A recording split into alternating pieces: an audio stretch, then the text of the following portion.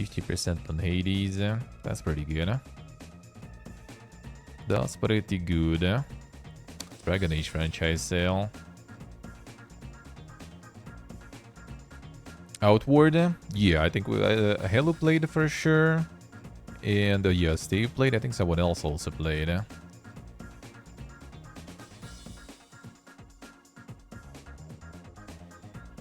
Let's see. What do we have? A Wandering Sword. There's another Chinese one. Martial Arts. Did we see this one before? 18th of September. Well, that's pretty fresh. Could be popular upcoming or something, I guess. Oh, very positive. Well, shit on like crazy love, it seems. Well, a lot of people say it's kind of like somewhat like a gothic in a way. In that sense, at least, you know. It's jank and scuffed, but in a nice way, I guess.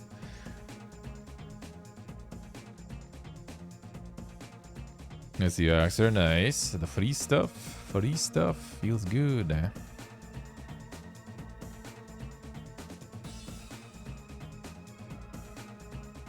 That's kind of like the JRPG stuff.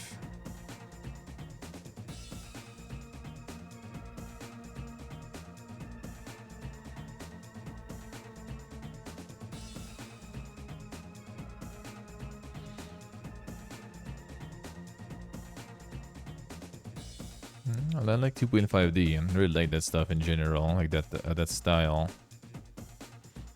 It works really good for me. That's how it's easy to get me with those.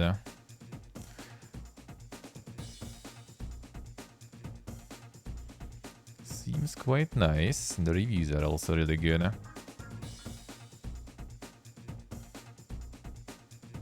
Yeah, Trine 5 is apparently, yeah. Trine 5 apparently is pretty good too.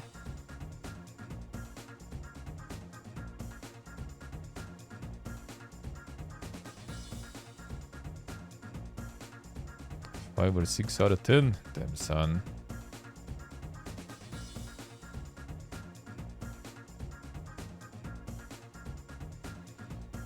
Ah, I see, Sigurd. I see. That could be the case. That could be the case.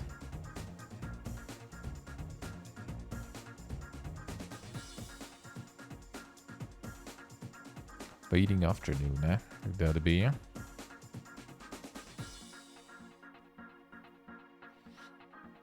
Then the Yakuza at home, eh?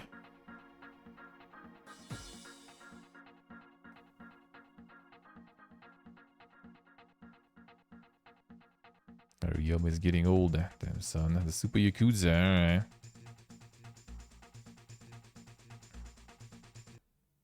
Yes, the secret I see. The beat 'em up Yakuza time, I see. In the other part of Japan, friends of Ringo Ishikawa. Mini games, multi-endings, complex beat-em up action, city to explore.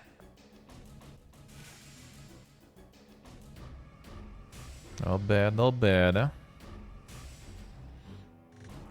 They're mostly positive though. Bugs, okay, I see.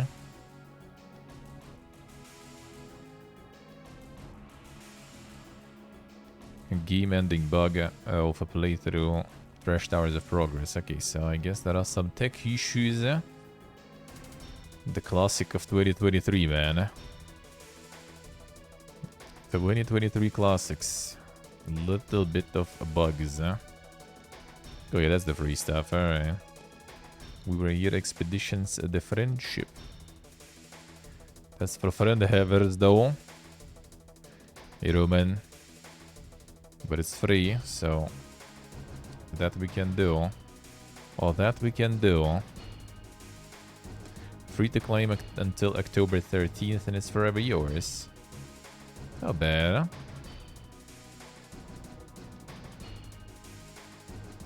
Axolotl out. Also mostly positive, alright. Table arrived? Yep, table did arrive. A new roadmap live. Damn son, updates we were awaiting. The new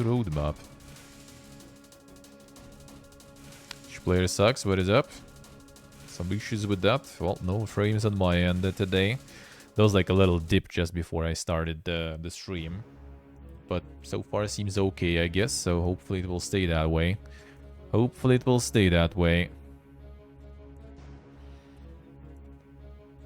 Cutest and deadliest roguelike.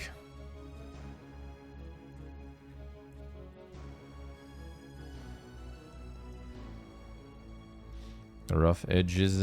Difficulty level devs have targeted. Maybe hold off until an update or two comes to smooth over those. Okay, now we need to know what kind of difficulty. Early access game disguised as a released one.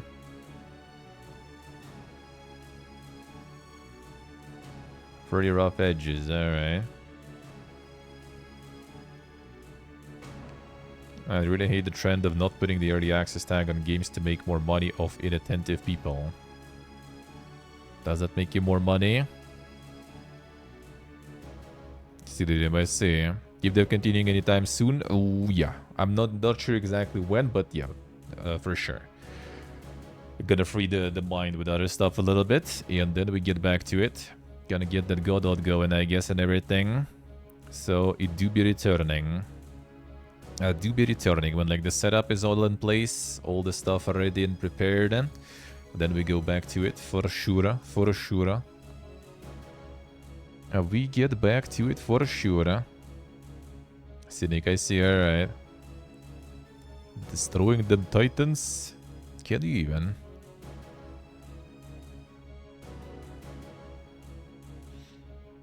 Stop with Unity before the shit show. I mean, for me, it's kind of like more like a learning process, right? Like on Godot, I probably will do something completely different.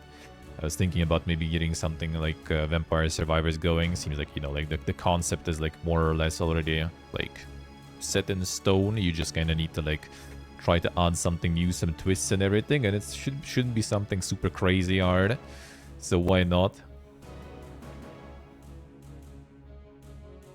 The Flux with the Polish Unity. Alright, I see.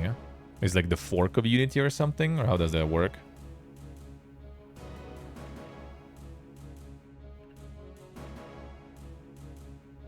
Doesn't feel like a release game, alright. I'm not sure if like they actually try to pull that to make more money or something. They got the roadmap and stuff too though. See, I'm not sure actually. Is there a point really to release it full release if you still plan to have like the update roadmap and everything? I feel like it would be probably better to get the early access going, get that roadmap. And then you have like the second release.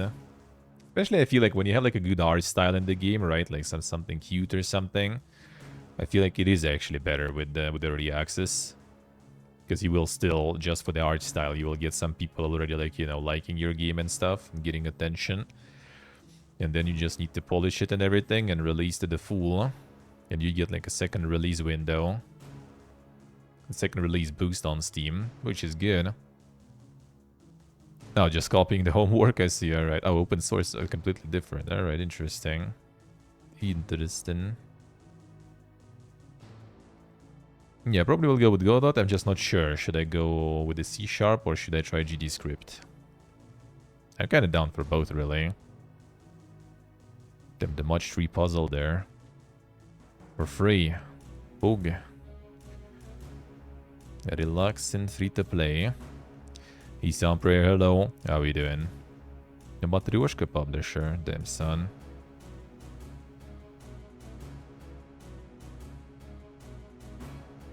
They just port from mobile or something? Or they plan to do it the other way around? GDScript is quite easy, I see. Well, my little bit of experience with Python was actually quite cool. Yes, Steve, I see. Alright. Yeah, I mean, I don't mind. Like, it's just kind of like, you know, content and like the learning experience for me, and just interesting overall. Hey, silence.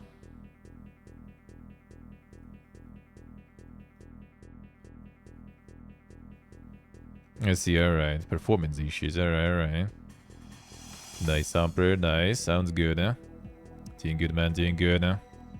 doing good. I went to get some groceries today in like the big store. You have to say like prices here, you know, like when you start comparing to the prices at home, they're quite chunky, really. They're quite chunky. The local stuff is kind of like hard to find. Iguacalo, how we doing? Local stuff is priced fine, but a lot of stuff from Russia and that stuff is expensive. And like, why would I buy that? I already had it told before. I want some cool local stuff.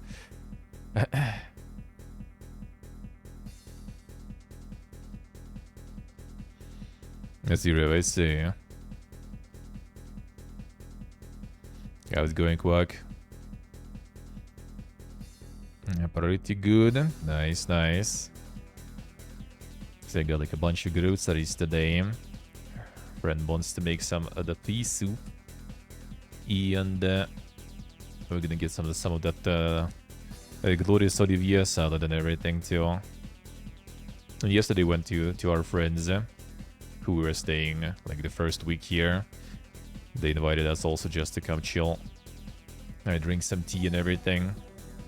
Very nice, very nice. Nice Saturday evening. We got like the whole fiesta of dogs there. Like they had like one puppy. Well, already not so puppy, but still puppy, I guess. Then their friends gave them one dog to dog keep for a day, and then they also have all the stray dogs visiting all the time. So there was like what, 3, 4, yeah, 4 dogs yesterday, I think. Well, also cat, but cat pieced out pretty fast when there was so many dogs. Was nice, was nice. And just chilling and chatting there. They're planning to buy a bar here. Like there's a bar that was like founded by people also who moved from Russia like in 22, and they I think like moving somewhere else. So they're like selling their bar, and these guys planning to get it. Well, I mean, already getting it and stuff. So they're gonna have a small little basement bar, which is mostly just for like, you know, also people who pieced out pretty much. Just, you know, like this like a hangout spot for people who moved, especially for all the IT people, since they roll in them monies. Can afford going to places like that regularly, I guess. Like for 30 people, but they have no kitchen or anything, so I'm probably gonna go maybe like on the opening, you know, just to check, drink some beer, hang out, and usually not exactly our jam. There'll be a kitchen though. There will be a kitchen. Maybe I'll get my other friend to move here so he can work there. That would be nice. But yeah, they don't want they don't have like space there really to make like the full-fledged kitchen and everything. So just some snacks and everything. And some booze and some beer. There's like a trend now, like in Moscow and I guess like everywhere else in Russia, for like tinctures, I guess you will call it, sorta. So it's like kind of like, you know, basically alcohol, just like vodka or something, with different tastes. So you just kind of like put like a bunch of stuff in that vodka and like, you know, get this like tincture out of it. So there's like the horseradish one that is very popular. I still haven't tried it myself. I'm not really like that big of strong alcohol, but I kind of want to because it's all the hype, and my friend is also like really into it, and he was like trying to find some here, and it's really hard to find it here. So they're probably gonna get that here. So you just usually go there and you have like the set of shots pretty much. Like, you know, like cranberry, horseradish, this kind of different shots. And some like, yeah, basic snacks or something. And that's how people prefer it nowadays. So they want to do kind of like similar concept here too. Which already kind of exists here too. There's like a lot of bars. And it's funny because a lot of those places that opened in past like 2 years is like basically people moving from Russia opening stuff. They got like crazy amount of all the cafes, bars, you know, all this stuff here. You see supper, I see. This one would go kind of similar in terms of underground, because it's literally underground. It looks kind of cool, actually. It looks kind of cool. Let me see. Can I find the pictures? How it looks now? I think I should.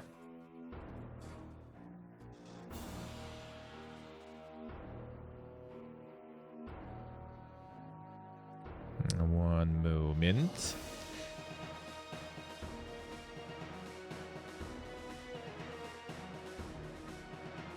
Now, let me see. I'm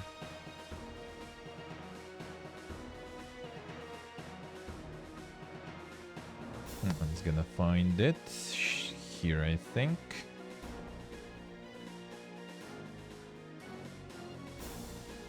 Yeah, this one. Alright, they have some photos here, didn't they?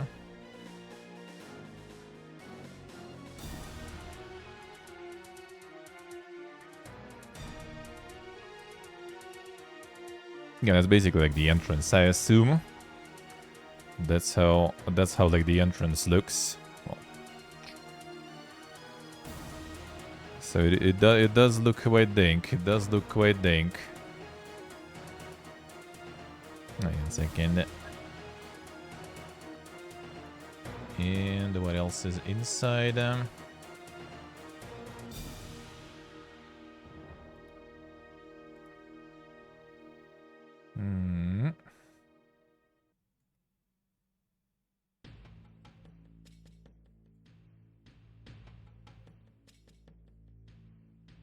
Some interior.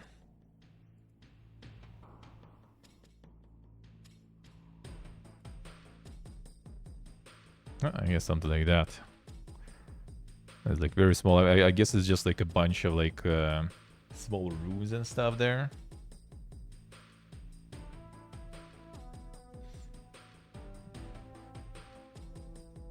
Yeah, so it's like in the basement of the old building here. It's kind of on one of like this like touristy streets here. So yeah, that's gonna be what they're gonna be getting. Already showed us like the project like design he wants what he wants to change there and everything. Gonna have some coffee there, like the proper one. The coffee here is popular, but most of the people here just drink, you know, like the plain, like it's the Jezve coffee basically. So it's like, you know, the black strong coffee people drink here, and it's like, you know, like the cappuccino, all this stuff is like not super popular.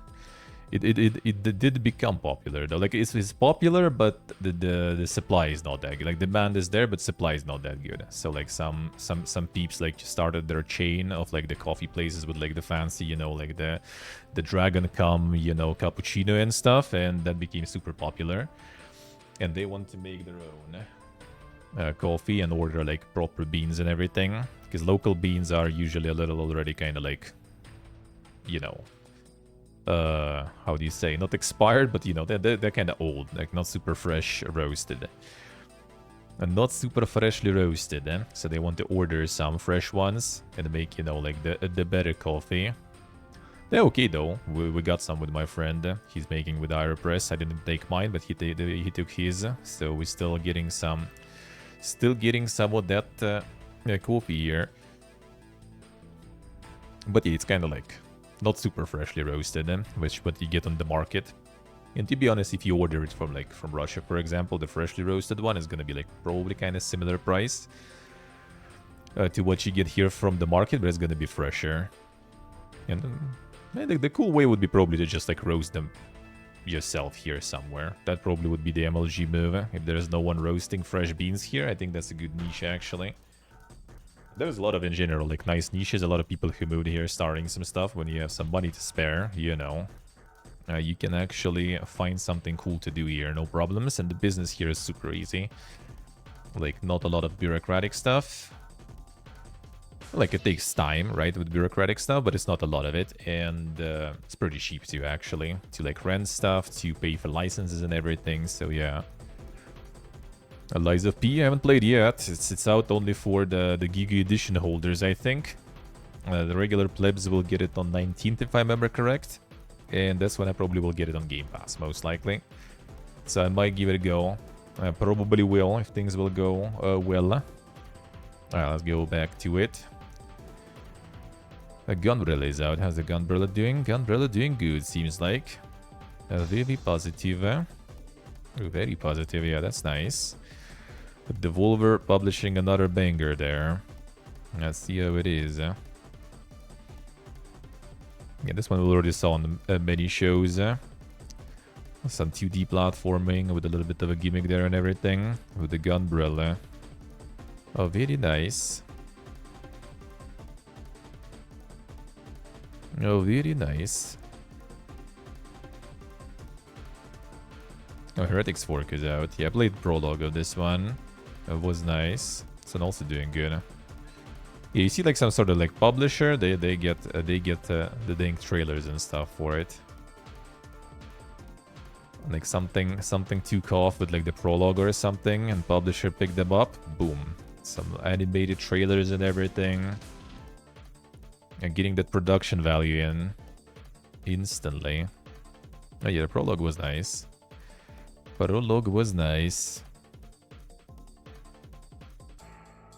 The X-Brotator bundle even, damn son. Can complete my collection with discount. Feels good, man. Oh, the God of Weapons is out. How's this one doing? This one looked really interesting. Very positive too. Nice. This kind of, there was the backpack hero, right? I played the roguelike when you like manage your inventory, and this seems kinda like it, but they took the concept even deeper there. So you also have this like the inventory. I'm not sure if it's actually inventory like Tetris though, or you just basically like put a bunch of stuff in the inventory. And well, it does seem like a little bit of Tetris there. Because the backpack hero was like purely about the inventory Tetris, and this is kind of that, but also with the like the survivors type.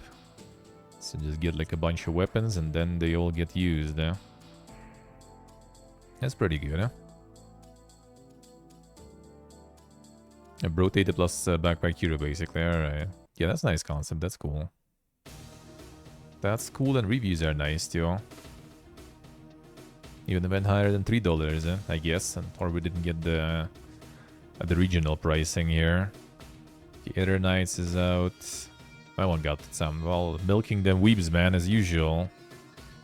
Especially when it's the dating sim involved, I guess. The prices. A dating sim, but with gameplay, alright. Currency they use it in Armenia Dram. In Steam they have the Commonwealth of Independent States region, which is like countries of ex-USSR except Russia, Kazakhstan, and Ukraine. Everyone else just get like one region, and it's in dollars. But yeah, I still like didn't change the region of account. But I mean, I probably will keep this region on this account for the time being, at least. Because, I mean, probably gonna be moving not just once, so, you know, I'd rather just make, like, another account, probably with different region.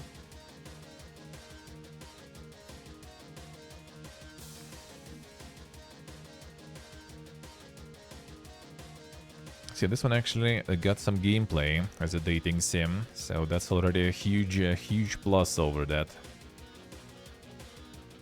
See, Armenian Dram.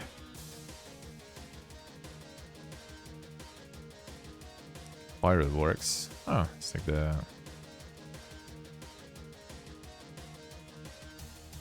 the Fireworks Simulator.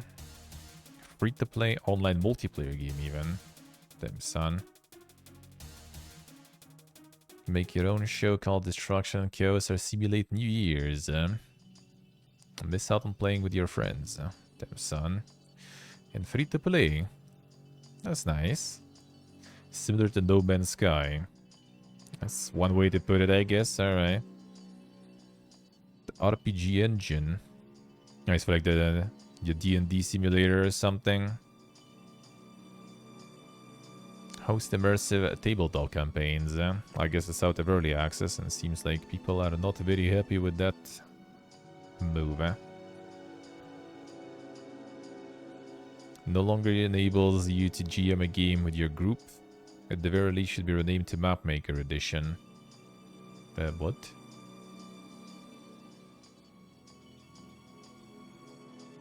Switch to monetization model. Ah.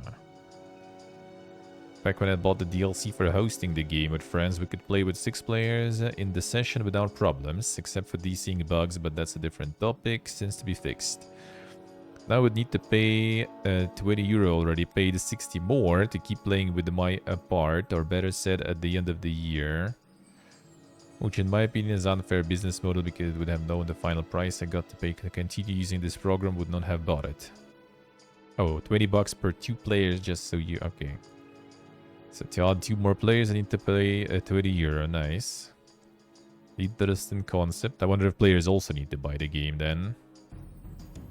And because that will be some interesting monetization method there.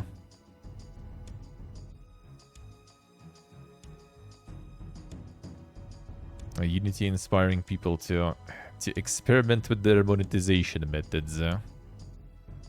Lies of being popular too.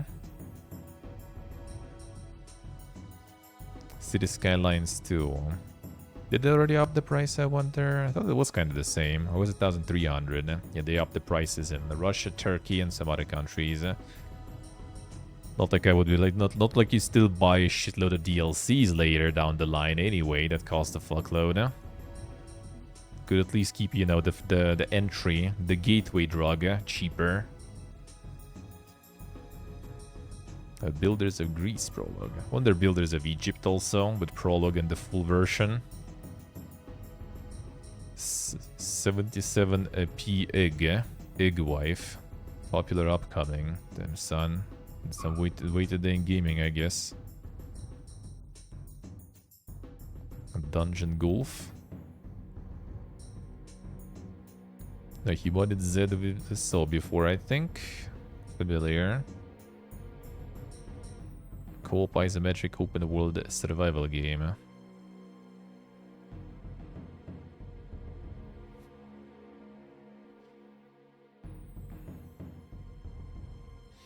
Don't you have already better stuff on the market like that? To be honest.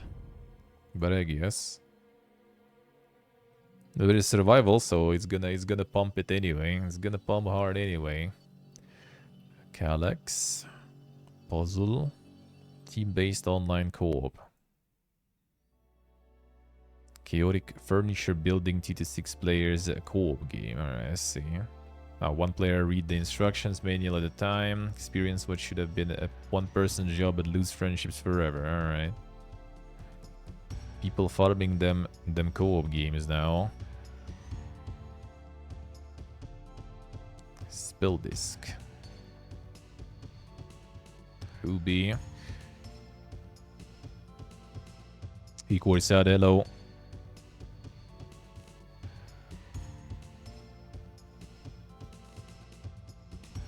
Failed at step 1 there, yeah. Unique synergy spell combos to destroy the hordes of monsters and bosses in this roguelite action game. Alright. New weapons and powers. And them skill trees and them stores.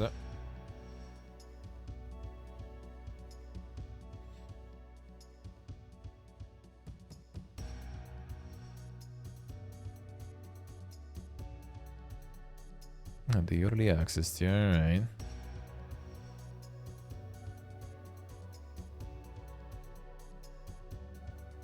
More vampire survivors, and yeah, it seems like it. I mean, not a bad thing though, as long as there is still demand. Why not? The mole craze.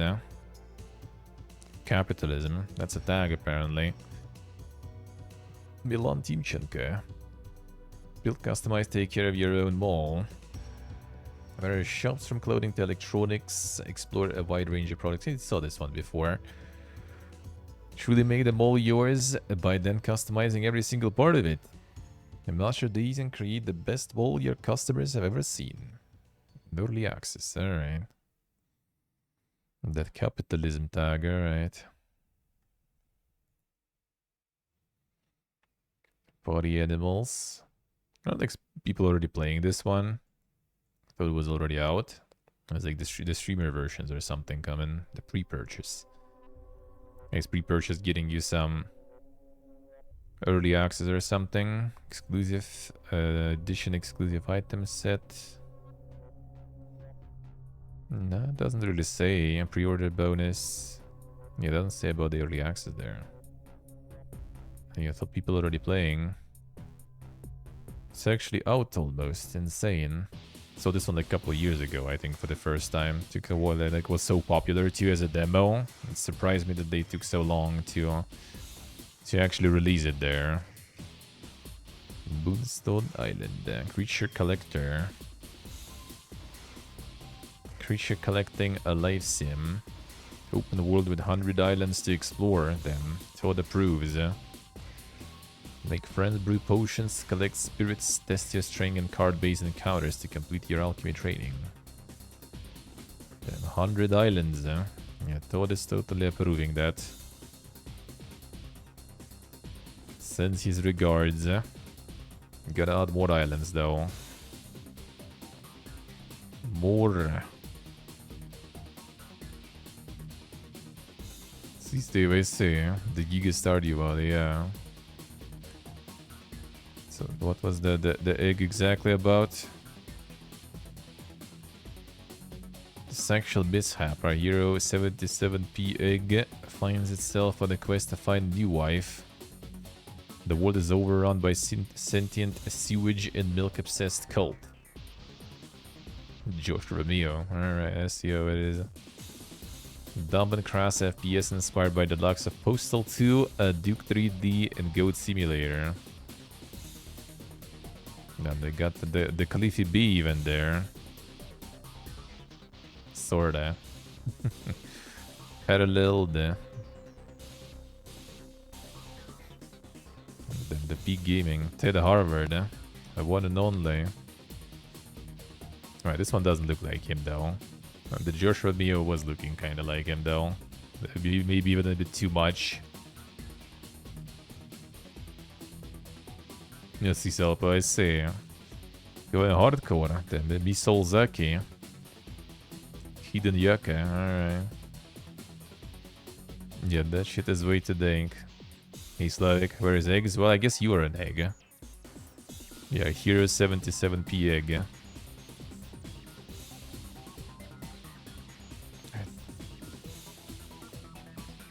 Quality Gaming. Her wife is dead. Wonka is.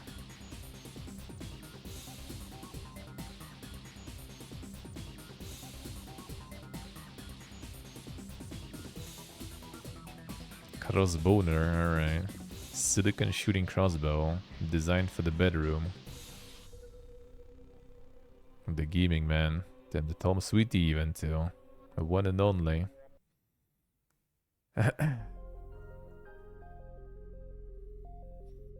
Yes, he's all boys say. Don't need to log in weekly to raid. Damn. Not the real classic. What is this shit? Atlas Fallen. Damn. Well, it fell actually. A recent mostly positive though. They pumping some patches. Community update. That was like 11, so...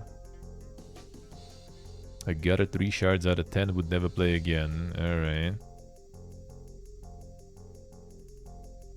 Bought it on sale and still regret everything.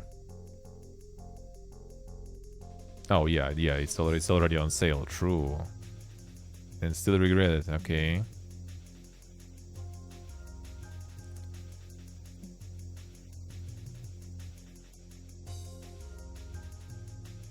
I like Surge 1 and 2 despite the lackluster reception, wanted to give Atlas Fallen a chance. I think it's too different from those though. I feel like. I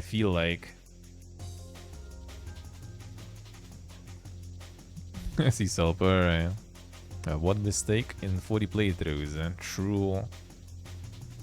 It was the end game though. Like when you actually reach the max, will you be kind of like, alright, I'm done now. What's that gonna be?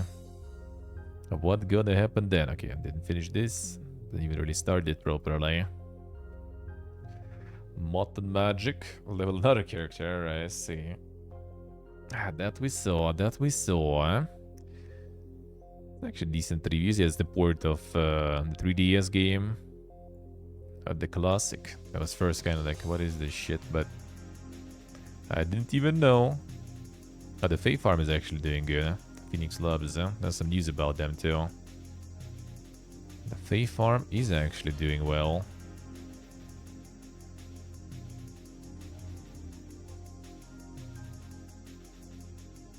I see, so I see. Mondiale. Cute top-down pixel adventure in the fantasy kingdom beneath your hometown. Single player story rich choices matter. Alright, RPG. Very positive also. Was that one that we saw on like one of the shows in summer? Lizards Must Die. Oh man, they're doing this shit actually. 27th of September. The ancient Russes versus the lizard people. Alright, I see how it is. Damn, the combat though. Yeah, there's like a meme. There is like a meme nowadays. Well, it's already a little bit outdated meme, I guess, in the Russian internets. With some like little AI art and everything, and AI voice acting. About like the ancient Russians, you know, fighting the lizard man and everything. It's a nice meme. Now they made making the actual game out of this shit. Everything is a Souls-like, yeah. Crazy. Similar to Dark Souls. Is that a thing? Of course.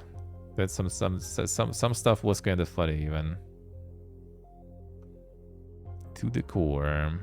Incremental game about extracting and using resources from planets to buy upgrades.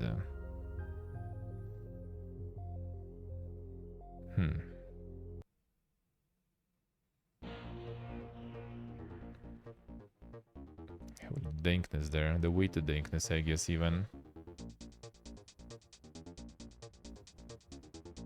And then you get the Giga Tree too, alright. The skill, the CPU. I mean, if Vampire Survivor doesn't, then that probably shouldn't, I assume, but hard to say though. Like the super late game in Vampire Survivors, I mean. Might kill you if you have epilepsy or something though, tell you that. And Black Myth Wukong. 2024. Yeah, we'll see about that one. We'll see about that one. Vampire the Masquerade Swan Song all of a sudden, alright. I didn't get that many reviews, surprisingly, alright.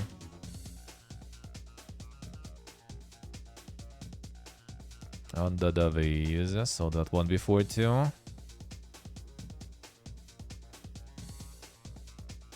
Many pieces of Mr. Cool. Yeah, this one is going alright. Tokyo Game Show already starting. I've already got the banner set and everything. Next week we're gonna check some of that probably. Ah, the Epic Game Store treatment, I see, alright. I see. Hadean Tactics. A roguelike deck building fused with auto battler elements, create a unique strategy experience. That's really good reviews, and a lot of them too. Thanks, son. Oh, it's 1.0 release. Oh, I see. So it was in early access before, I guess. Yeah, looks like it. Seems good, huh? That looks quite nice. And the Russian Village Simulator. That's on another one. More memes. And this one is actually pumping there. Plant the vegetables.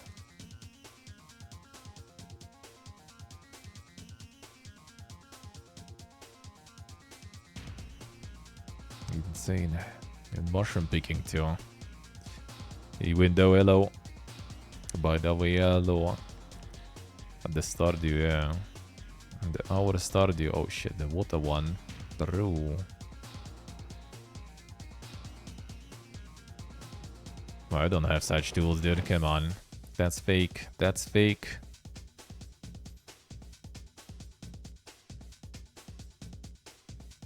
The bird feeders, eh?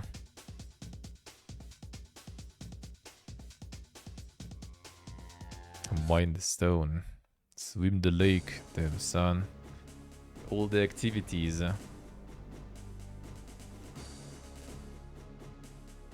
All them activities.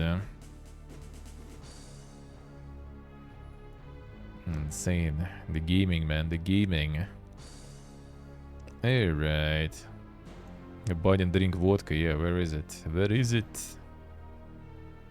Those are important parts. Those are important parts. Alright, let's see what's on the GOG. I have the browser version for now. Didn't install it yet.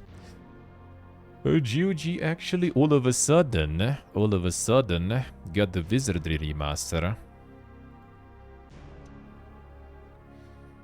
The OG one. That's quite interesting. Actually, is it only GOG? Oh no, they got here too. You got it on Steam also then, huh? Let's see some prayers. See. The early access remaster though sounds kinda why, but I guess. Nice, Dave, nice. Get it when it comes out. Yeah, I'd probably rather just wait for it. Unless I'll manage to get it. I'd rather wait for the full release. Yeah, early access remaster sounds kinda like weird. Why? But it's also a very old game, so I guess. Initial release version 0.1 even. Okay.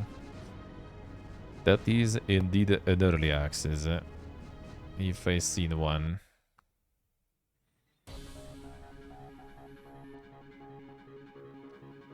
If I seen one. Oh, that's an early access indeed. But yeah, that might be interesting. That might be interesting. There's some free shit actually, free goodies for Cyberpunk.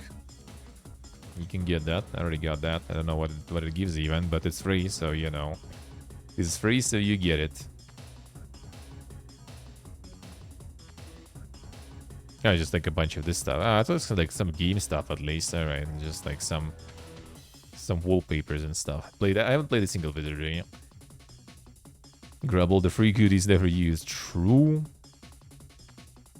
True.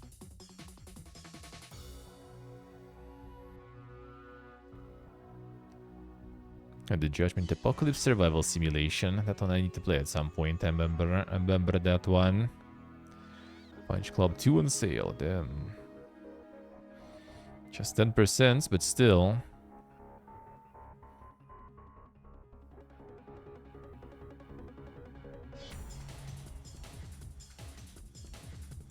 Warhammer 40k Dawn of War Grandmaster Collection, $80. Bruh. Bruh. What is this shit? Which year is that?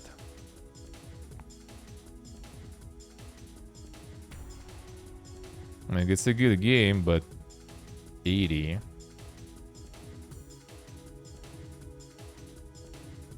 Like, I gotta buy Baldur's Gate 3 for $30, man. 2 times. Okay, I'll buy it 3 times even. Games Workshop tax. I think it was cheaper before. I remember buying those collections like dirt cheap, really. That's actually already like with regional prices it should be, because I switched to Armenia on GOG. At least on GOG it's easy to do. So at least some stuff should have the regional prices. But not all of it though.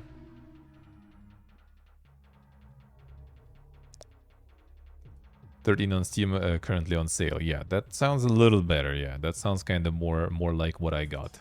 What I got it for. With the original price was even cheaper. 17 is Grandmaster Collection. That's a deep discount at least. 6 on CD keys. Alright, I see. Yes, I'll need to get the Phantom Liberty. Yeah, I kind of doubt I will get it from them. Didn't have any deals with CDPR yet. I have the GOG version. Yes, I'll need some assistance probably with getting that one, because I don't have Armenian card and stuff yet, and ours don't work. I'll need some assistance with this one, and then we'll do the playthrough one. The new fresh playthrough, full playthrough probably. I'm gonna watch gonna get the new ending after the DLC ending still. We'll see what it is all about. Not sure what build to go for. Like I already played as Hakerman though. Man, I will try that. I will try that for sure. I'll try that. We need to try that for sure. The thing is, like, I think it kind of like died in a really like specific way too. Huh? We'll need to replicate that. We'll need to replicate that. The new perk tree. No, I haven't. I mean, I see the trailer, right? I see what you kind of can do with it, and maybe like a little bit kind of TLDR, and that's it. I will explore it myself. I'm not sure exactly what I want to go for. The stealth sniper. No, I went Hackerman. Full Hackerman. Still have the clip. I should have some of them saved actually. Did I get them here? I'll need to check actually. Let me see. Did I?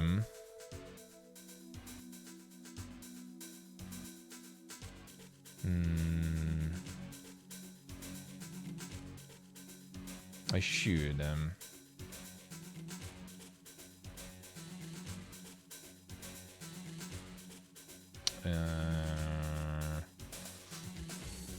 Did I not? Oh yeah, maybe I kept them. Yeah, I think I didn't move them yet. It's probably on the old stuff most likely then on my SSD. DLC 30 euro on Steam. Well, that's the GOG version. GOG version. The full game is 30 bucks here, but yeah, this most likely Armenian regional price here. Most likely. I don't know if there are gift cards actually on GOG. I'm not sure if they have that stuff actually. Because yeah, I'll need to get the DLC somehow.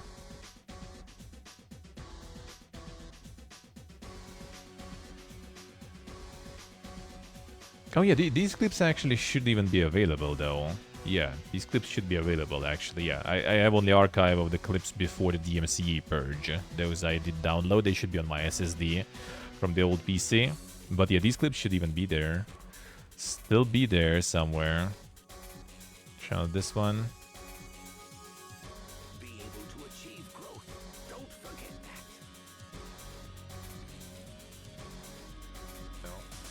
Got the Lost Ark stuff. Damn son. The Lost Ark. This one even.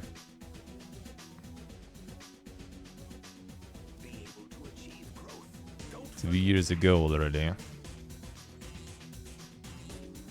No. Been some time.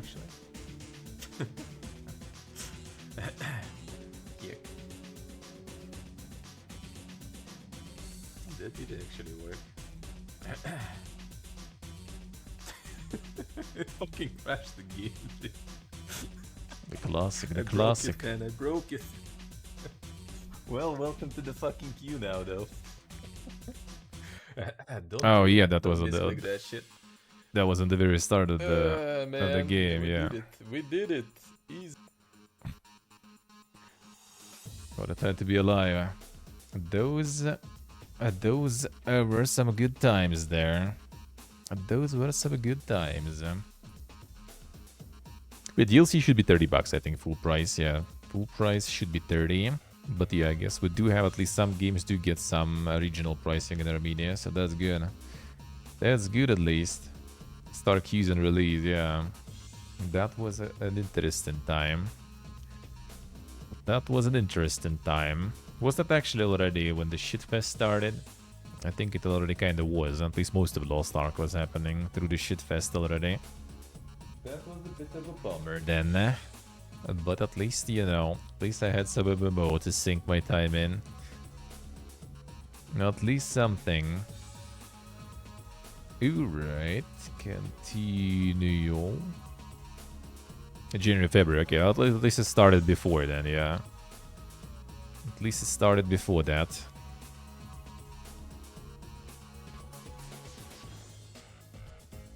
Oh, Stasis is already on 25% discount. Nice. Dungeon Siege Collection.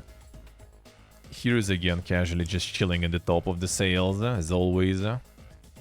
Deserved. Deserved. Yeah, Stasis looks nice. Like, the how it looks actually kind of makes me want to play that, even though it's not my type of genre. But the look does kind of feel... make me feel like playing it at some point. We'll see. Oh, you got the wheelchair. Oh yeah, true. Oh shit, did this spawn? That doesn't really change Yeah. things. We'll need to get that. We'll need to get that again. Oversized load indeed, bro.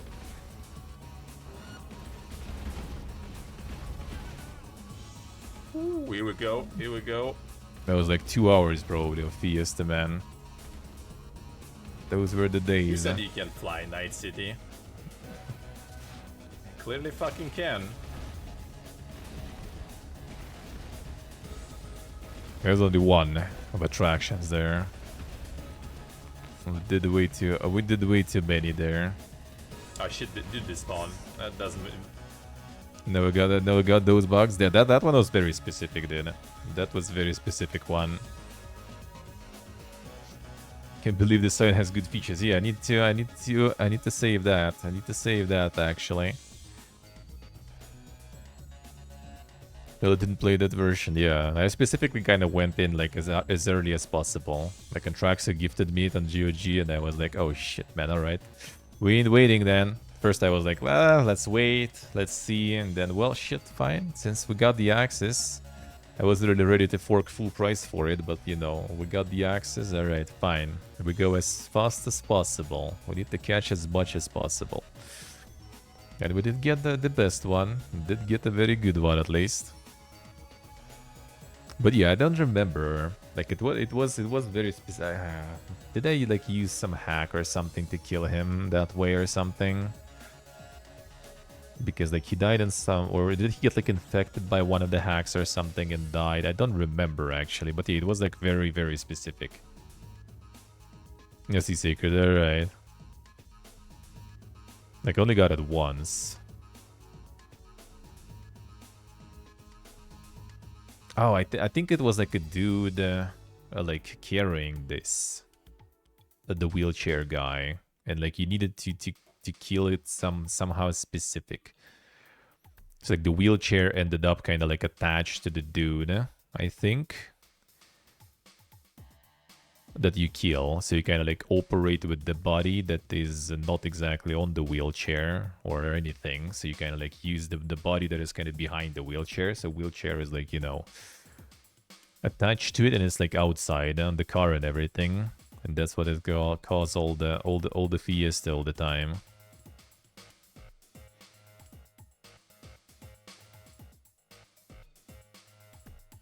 Yeah, the Gargoyle has been mastered, dude.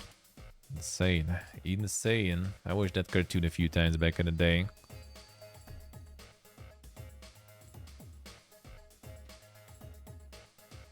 I watched that a couple of times back then.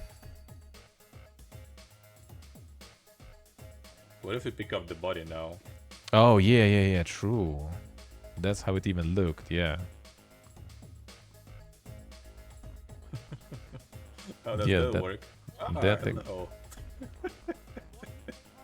Figured. Yeah. See, you missed out on the story doing things like this. You get this shit instead, man. That's a lot better.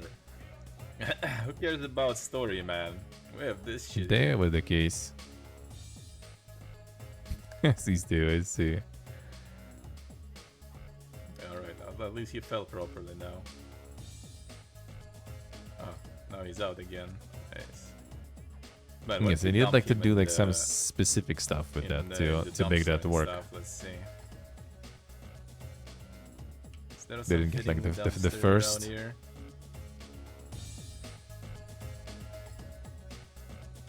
No, it's gonna be probably next one already. Alright, will it show a little bit of a Fiesta there? Yep, a little bit. What if we pick up the body now? That's exactly how it was. Yeah, but I don't remember how did they kill him though. Like how did you kill him to get that happen? I think it was the hack stuff though, because I was fucking modding back then. We'll try. We'll try. Maybe it's still doable because I don't think that bug was kind of like very, kind of like known. Probably I'm not sure if a lot of people kind of actually try that stuff after. Maybe they didn't fix that. That'll be interesting if it's still in there. That would be really cool. That would be really cool if it's still in. Then we're gonna have some fiesta. I see, I see. The Valheim clips. That was cool time, man. The Valheim runs were nice. Yeah, that was good time, man. That was good time. When I wasn't a brand risk, you know, the grass was greener. I'll sit in the lockdown for like 5 years, just to get that shit back. Just to get back to like those years, you know. I don't even mind. That I don't even mind. Alright, let's see. Alright, let's get to the news part then. For them a news.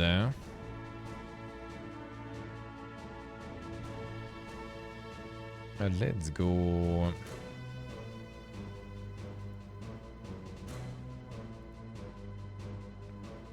This one, no, wait a second. I don't need this.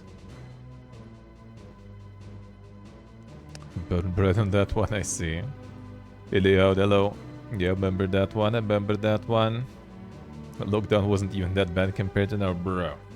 Lockdown was amazing. I know it sounds wrong, right? But like all that situation compared to what we got after is wasn't bad at all. And like 2019 was like the peak, man. You know, 3 conventions in 1 year. You know, channel was going good. Everything was perfect. We already had by the end of 19, you know, like 2020 planned completely. All shit booked and everything for 2020. All conventions and stuff. Well, not all, too. Oh god, the TwitchCon and DreamHack already booked and prepared. And then boom. We thought that was bad. Nope. That was just the beginning.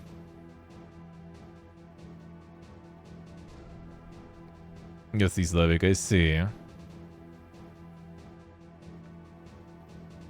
I see Sacred, I see. Lockdown was a little annoying with the lack of activity for me personally. A little physical activity was nice to have, but yeah, I'd rather take that. Well, I mean, current stuff I like though. I like current finale of the story where we are right now, right? I like the Armenian arc so far. I'm happy with it. I actually like it. Just need to get the channel and everything going, you know, back to speed as it was. Not even in 2019, just back to speed, you know, upwards. And we good. And we good. Wait, which one? Is this the Super Kiko one? Oh, yeah, the Super Kiko. Super Kiko one, I remember. I felt bad. I think I kicked Trizzy, right? I felt bad for, but he was like in a nice spot there for that, so I couldn't avoid that. He sucked. Super Kika. Yeah, he was just like standing there at the end, so I needed that. I needed to do that. Those were the times, man. Those were the times. You only now got the notification, so okay, see. Okay, Twitch is going PPG with this one. I think. You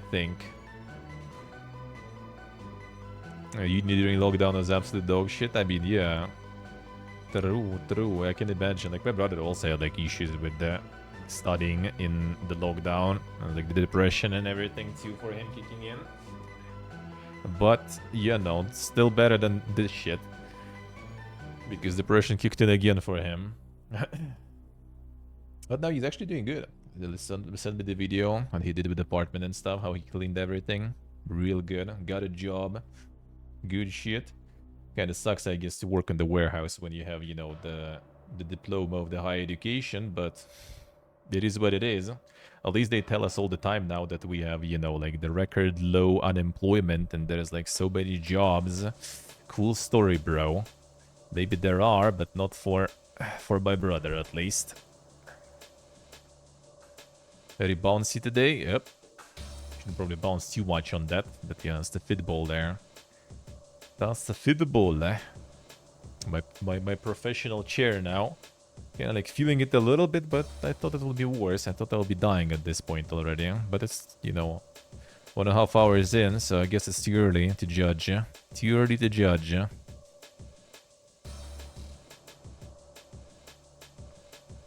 Hey, Ultan, hello. How we doing, man? Oh, what are you doing? Alright, let's go get them video game news rolling in. Some of that in.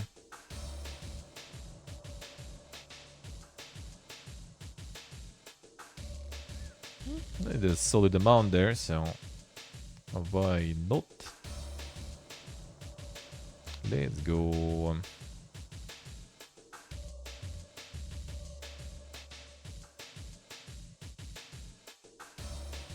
Now the state of play stuff, since we haven't watched the state of play, I guess. And I only have the basic firewall. Thank you, boss. I'll stay with basic firewall. Rather.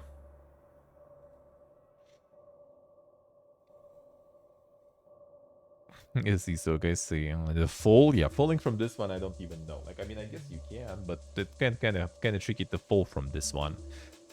If it bursts or something, yeah, then for sure. Then for sure.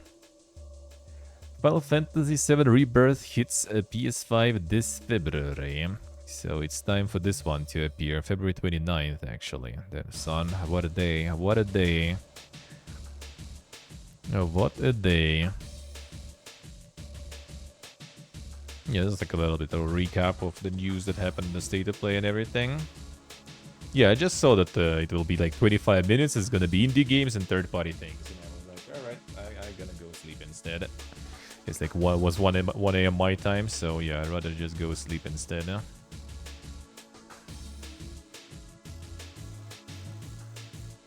Ubisoft shares new story trailer for Avatar Frontiers of Pandora. Damn, son. We sure do need that much. I actually haven't watched the second movie yet anyway, so I'm not sure if I even care about the story that much. Really. Doubles down in impressive visuals. Damn.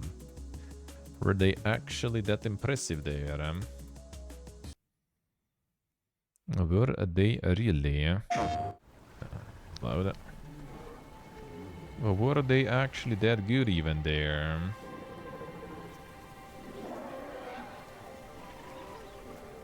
I am Na'vi. Never cared about Avatar as AP. I was abducted by the RDA. One of the first 3D movies. Yeah, and it was also with a huge budget, so... For 15 years, they kept me from my world and my people. Wait. You have the mark. You are Sorrento. The poor child knows nothing of our ways. Let Home Tree be a refuge from your burdens. I must seek those who can teach me the ways of the Na'vi. And Yes, he help me says, reconnect with my world.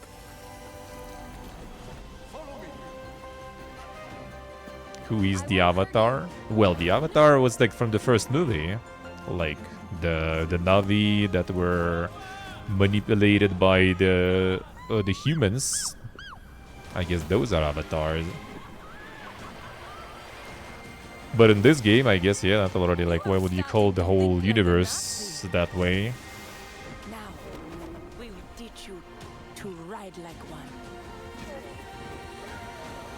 True, so true. Now Pandora is under attack again.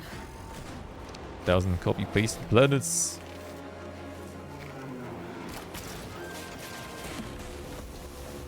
I will not not allow the RDA to destroy this land.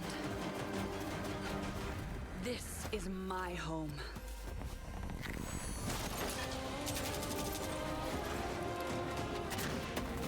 Yeah, the part with weapons was lethal as fuck though.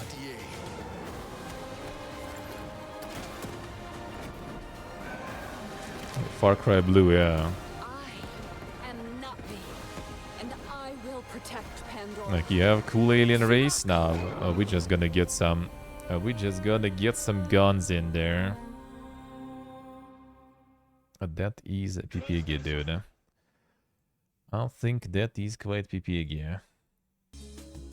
Got some bows and stuff at least, so that's something, but still.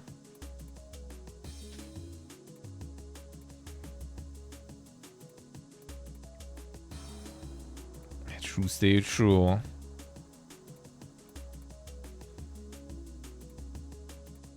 never watched the Avatar. Actually, like by accident, kind of watched it. Not by accident, but like as usual, back when I was still living with parents, when I was sitting on the PC and someone was watching it on like the DVD or something. And I was just kind of like, you know, sitting there, just like half turned, basically, kind of like seeing parts of it. It was okay, yeah. It was huge budget in movement, you know, basically. So it was kind of, I guess, cool to see what the industry can pull with that shit. But yeah, I wouldn't say there was some sort of like super deep, you know, crazy stuff going on there. Alright, next.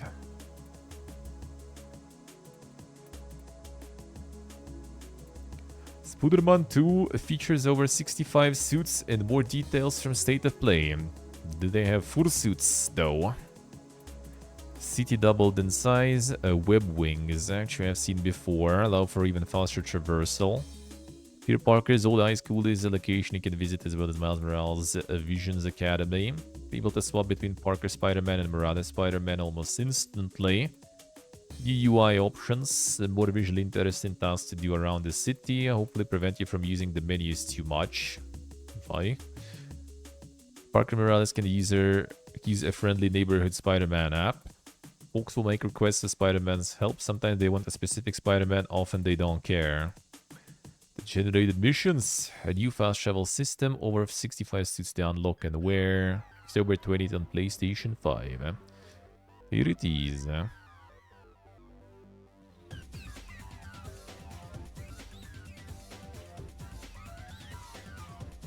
Yes, it's the USA. And about the 60 FPS mode. Insane. Actual 60.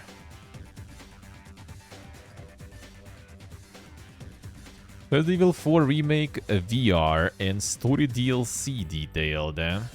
So they're gonna get the DLC. A release next week, September 21st. Was it an original? Or are they like doing some new stuff there? Confirmation separate ways coming to Resident Evil 4. Oh, it was a side campaign. Okay, I see. Initially released at PlayStation 2. I see, alright. OG also had the DLC, alright. No, I mean, good stuff. Remastered the game, remastered the DLCs. Gonna farm the buddies. The less FPS, the better, yeah.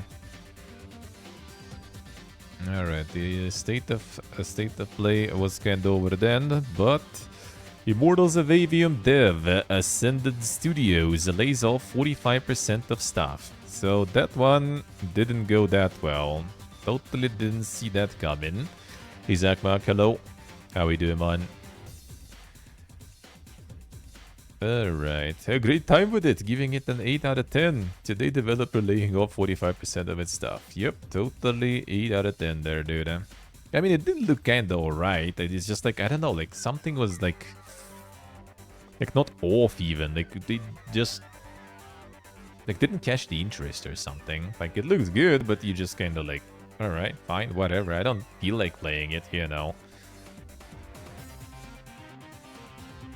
It was made in a lab. Like, I don't know, like it looked good. It looked good, but something like just didn't get me there. Like something was off for me, I guess. Maybe off or like lacked some sort of like, you know, the hook there or something. Like it just didn't really get me whatsoever.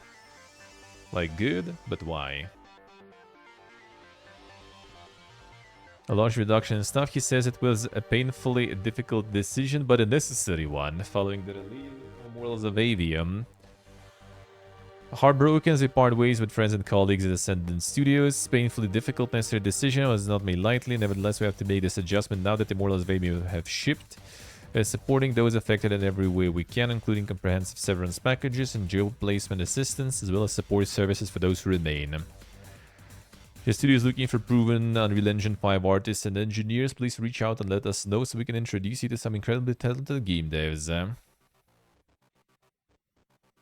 Alright, accomplish. We create new AAA studio, new IP, new technology during an era of our industry when that is exceedingly rare. Alright.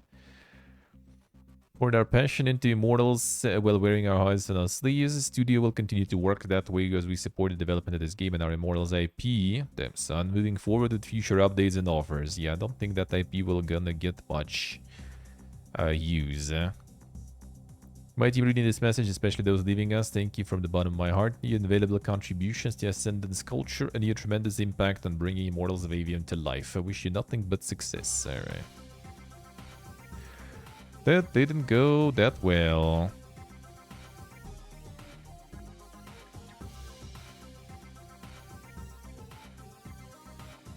Sultan SC. Bomb super hard according to rumors. I probably can't see it in Steam with this region still. 1 second, we can fix it through the web page though.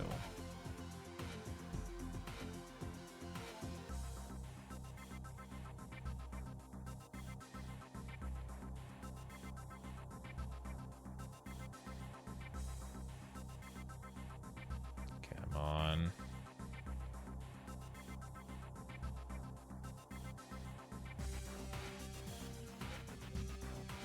$60. Yeah. Yeah, mostly positive 72%. Yeah, that ain't, you know, that ain't $60 material there, to be honest. So what's the negative? Oh, if you have anything less than 8-core CPU or 30 Ti, do not buy. Alright, I see. 3060 Ti paired with i7-11700F, and I couldn't get 25 FPS with DLSS. Without massive stutters. Okay, I see how it is. So another glorious launch there.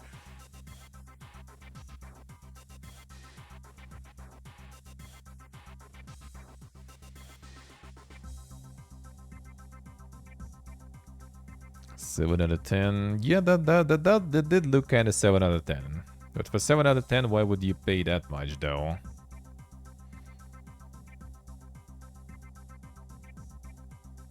Some errors, performance issues. Looking forward to sequel. Dude, I might have some bad news, though. But I mean, you never know. You never know. Miracles might happen, I guess. RPG fantasy game that requires aiming. Well, I mean, it was a shooter in the first place. Just kind of instead of guns, you get the spells and everything. So, like, I mean, it's not bad of an idea, but I just don't know. It looked kind of like no, nothing really was attracting in it. Let's see, Winder. All right. Yes, yeah. Yeah, the subscription on like EA Play or something, that might be fine.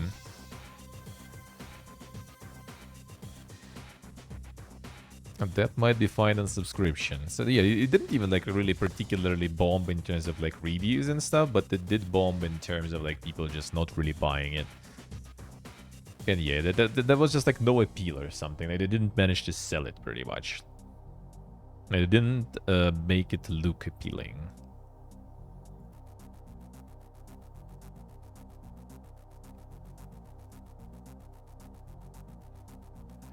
Supergiant Games announces Hades 2 early access starts next year, so they delayed it. They planned to on 2023, I think, wasn't it? And now it's 2024. Second quarter of 2024 even, alright. Actually, no, they didn't announce even 2023, I guess, alright. For your patience as we geared up for this launch. I mean, you guys are not even in a rush, so whatever. It's gonna be the early access launch, alright, let's see. Yeah, the numbers and the sale numbers that do seem really bad. Weird movement acceleration. Yeah, wait, it looked just kind of like, I don't know, like weird. It looked weird, the gameplay process. The idea was kind of cool, but like, yeah, it just didn't look like fun, I guess, I don't know. Kind of cool, you know, like spell animations and everything, and then nothing.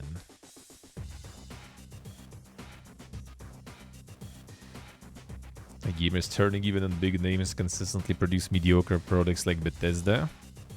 I don't think people turn really on Bethesda though. They got like 85 on Metacritic, and I think Steam reviews are kind of like in almost like a very positive range, like was like 78-79% on Steam.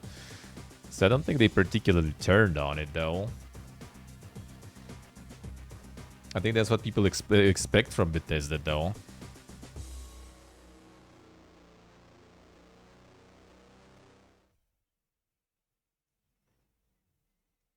Can release a game when Todd releases a game.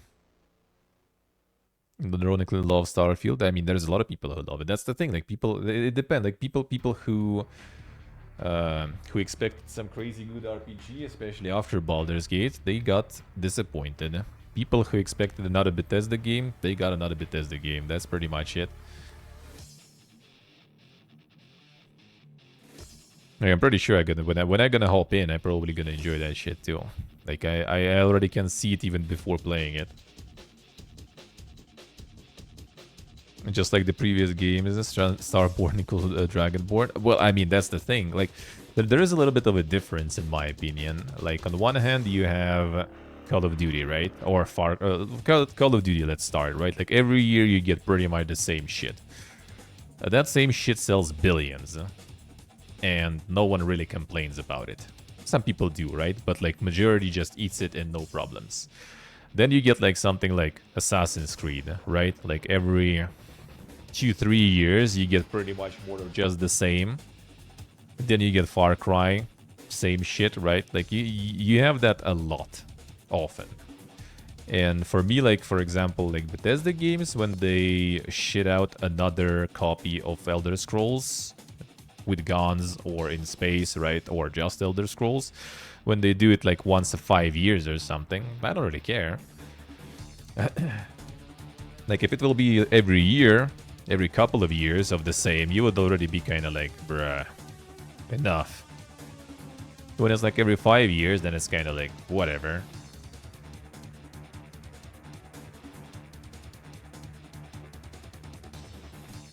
It's not a bit upgraded Bethesda game. Yeah, a lot of people just want that. A lot of people just want this, like, sandbox just to play. A lot of people wait for that sandbox to get, like, a bunch of mods in it, right? So they can play. Like, they have their market. They have their niche. Like, Fallout 4, when it was out, also got, like, pretty bad. Like, I think even quite, like, recently it was still, like, mixed reviews or something, Fallout 4. And I do think it's a shit Fallout game because I like old Fallout games, right? I think 4 is garbage, and 3 was also quite garbage, to be honest, for me as a Fallout game. But it's a good game anyway. It's a fun game anyway. Like, maybe not good, but it's fun. That's the thing I think about, like, the Bethesda games. They might be not good, but they fun. But the definition of fun is different for everyone. So for some people, that's not fun. For me, it's fun. So, you know. Yeah, they have a framework, and that's why exactly they're not changing a thing, because that framework works. It just works, yeah. It just works, and then it gets a bunch of mods, and then they can resell that stuff again and again, multiple times, and that's exactly what they do. Like, in my opinion, like, companies should do whatever they want to do, honestly. Like, You want to release the same shit again and again? Do it. Like, if it won't sell, they will change their ways, right? Like, if it won't work, people not gonna enjoy it, there'll be no market for that, they just not gonna do it, or they're gonna, like, go bankrupt or something, right? But if they do it, and people buy it, then there is a market for it, then why not? There's plenty of companies, there's plenty of developers. We can always go and find something, you know, like new, something fresh, something innovative, thankfully. Like, the fact that Bethesda or some other studio is making the same shit again and again doesn't prevent other studios and developers from making something else and something new and different, and experiment. If anything, it actually frees them the way. Like, you go in the market, you know, alright, like, these guys make RPGs, like, basically like open world games, right? Everyone knows how they're being made.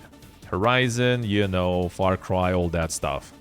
Miyazaki just went in, made that shit his way, and everyone was like, whoa, you could do it? You could do it that way? Damn, son, insane.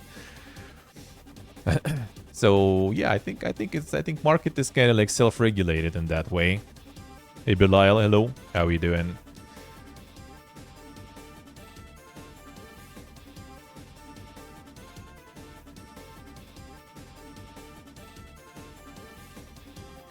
The idealized world of passion and innovation existed? Ooh, dude, that will never happen.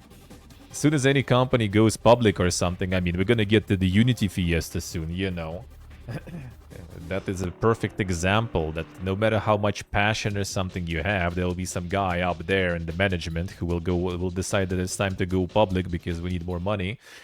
And then everything goes to shit. That's impossible. Unfortunately, you know, passion and ideals and innovation, they don't fit the bill most of the time. Unfortunately. Well, the indie studio can kind of, you know, go in a gamble, for example, and make something innovative and passionate. Then, you know, studio with like thousands of employees who needs to get salaries and all the social stuff and packages. And the rent, you know, and the licensing and the licenses for all the development tools, they kind of sometimes need to go a little more safe.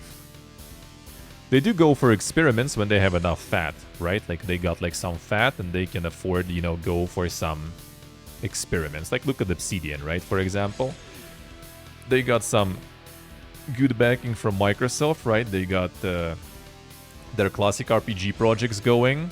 And on the side, they just kind of like made Pentiment, good stuff. I still need to finish though.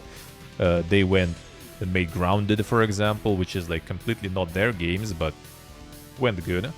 But they could afford that because, you know, they kind of also were doing that in the times when there was like kind of a little better situation, I guess, in the world and the economy. And nowadays, everyone just like cutting the stuff and everything because, you know, times are a little different now. It's time to, you know, before they were gaining fat, now it's time to lose that fat, you know, and use that fat.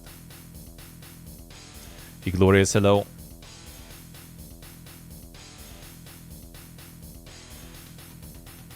FromSoft makes massive dollars but still have passion to make effort.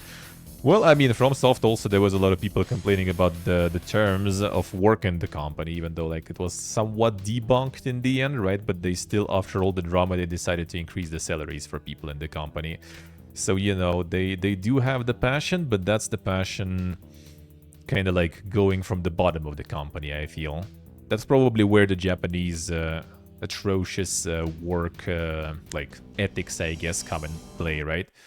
When people still kind of find, you know, doing work as kind of like the duty, you know, as something like honorable and stuff, and they still try to put the passion in, even though it's like more about the money maybe, but they still kind of try to, you know, go crazy for their work. Well, in some companies, that's already not the case.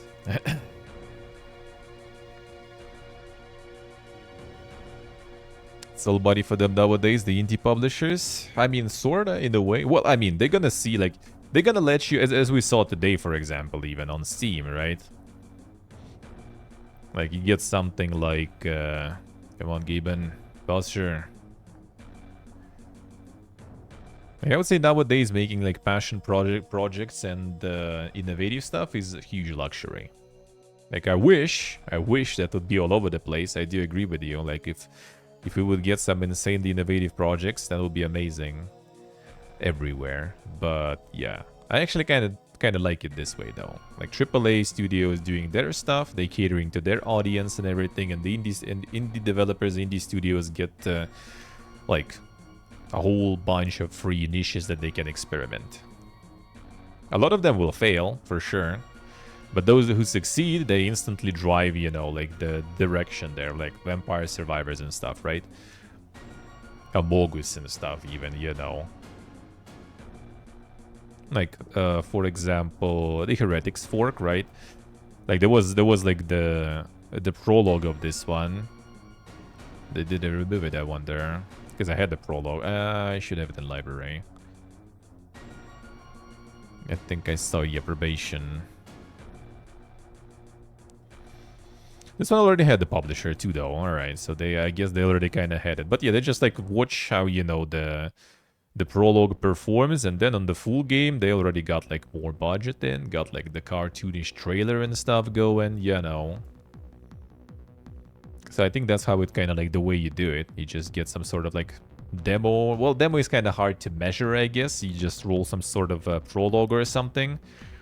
It picks, you know, it got successful. You probably get a whole bunch of emails with publishers ready to give you some money.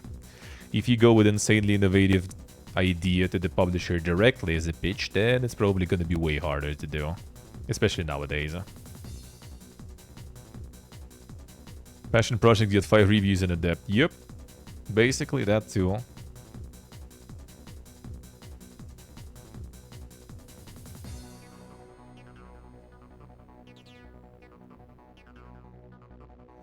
Yeah, with AAA studios, it becomes just kind of like you find something that works and you just milk it. That's pretty much it. And I mean, I'm gonna be real, right? There's like two different situations. It's kind of the same for like content creation and stuff, for example, right? When someone finds something that works, like you find the game that actually does well for your channel, you're gonna stick to it for at least for some time, because it's just you know, rational and logical. Because you need money. Sadly. I wish I didn't, man. I wish I didn't. I wish.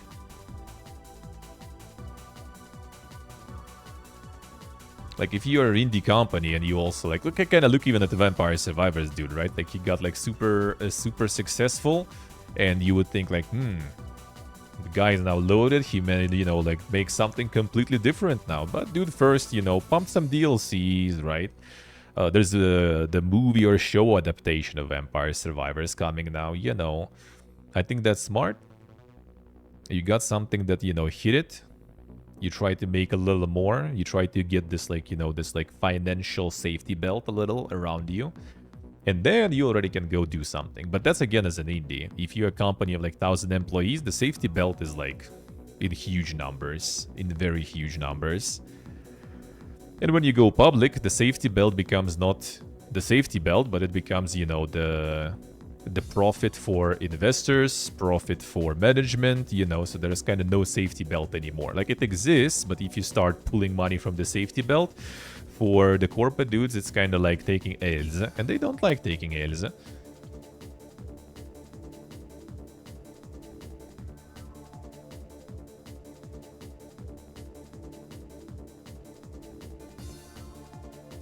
When the more gamers played indies, grew indies into large companies, and they would do exactly the same. That's the thing, man. That is the thing. Like, if you get like some indie that will succeed and stuff, they will they give it some time, and they're gonna end up in the same spot. They will still be pumping the same stuff, basically. Not everyone, but a lot, especially teams, they're gonna be pumping. They're gonna become the same thing, you know, they're supposed to defeat, basically. You'll become one of them. Or they become publishers here or something.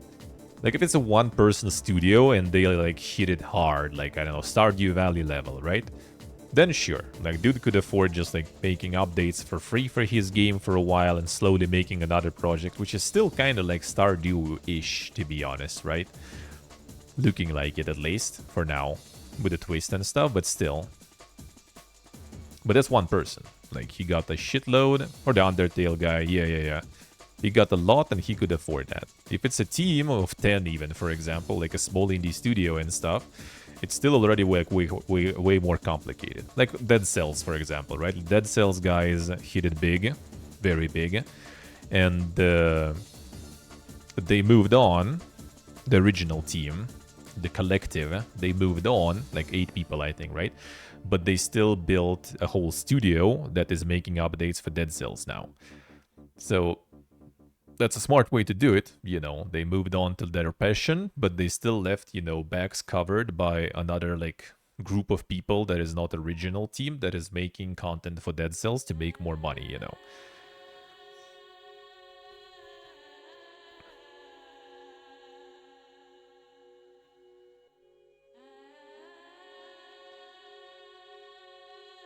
Enough for his 3 next generations? Probably, yeah.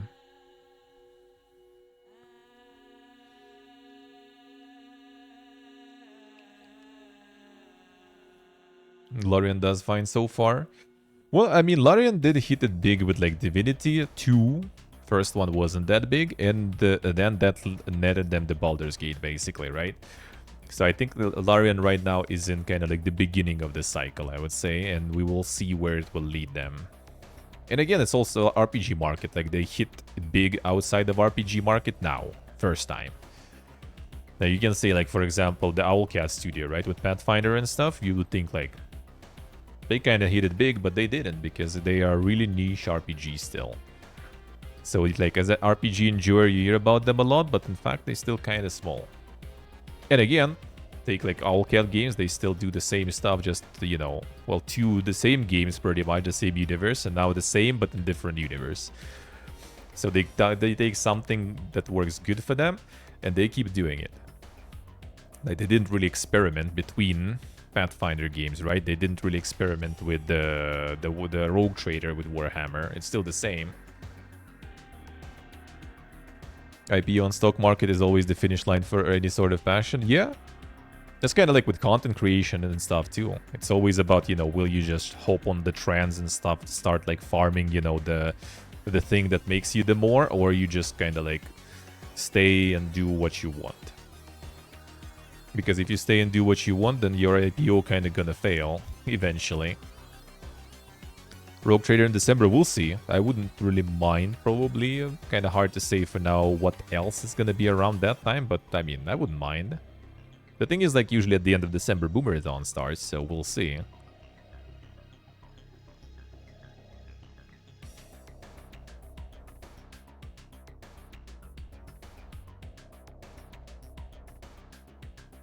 Some sort of influencers there, yeah. Lawrence director is Giga Chad. I mean, true. But if you still get onto like the IPOs and stuff, like look at the Disco Elysium or something, right? You just get some corporate guys in and you fucked instantly. Because that's, you know, that's their sea. Like, you might be passionate, you might know everything about the games and stuff, you might have some super cool ideas and everything, but you are nothing in the sea of sharks, you know, of the corporate sharks. You are zero. Like, even with Unity stuff, for example, right? If you go to, like, the in-depth read, like, the dudes pulled some moves there as soon as they went into the IPO, and one of the investors just became one of the co-founders, basically, one of, like, the directors instantly, just through some manipulations with the with stonks and with acquiring some companies that he already had a huge stonk in. You know, you do that, you do this, boom, you already, like, among the co-founders, and, you know. Or take Disco Elysium, where the founders and the creators of the whole game just got thrown out of the company, you know. So yeah, it's a wild world there, man. It's a wild world, and especially since the game dev is also, like, from whatever you hear all the time, it's just like it's really brutal. Like, it's like the money, like whenever you read like the Reddit for like the game devs, and someone is like, oh guys, I want to switch from like the web dev or like some sort of other like corporate dev into the game dev, and everyone is like, bro, why? You crazy or something? Like, you either need to be like super masochistic or you need to really like games a lot, but you know, it's still, you underestimate how bad it is, really. Because the pay gonna be way worse and the amount of work will be way more. So I kind of like not surprised that a lot of people at some point kind of like you know, maybe I'll take the bag and whatever. Like, and I don't blame them really, honestly. Because you might be on the grind for a while, you know, like doing stuff. Maybe you like even do some bangers, right? But you still just kind of like earning after all the like cuts, shares, publishers. You just earn like some amount that is like enough to sustain you, right? But you kind of need to like think about the future. Like, what if like right now I want bangers, right? And I do good and I earn good. But what if I fail and don't make a banger, right? Like, what then? So maybe I just like take this bag, get myself the safety belt, and then like do whatever I want. So yeah, I kind of like, I could see people getting that. Same with streaming, same with content creation too. It's weird when you already like huge, right? And you get even bigger, and you get like more bags, like where you already shoving those bags, dude. That's a different story. But yeah, when you see like someone taking it who is not in the super crazy good position, same with game dev, like it's understandable.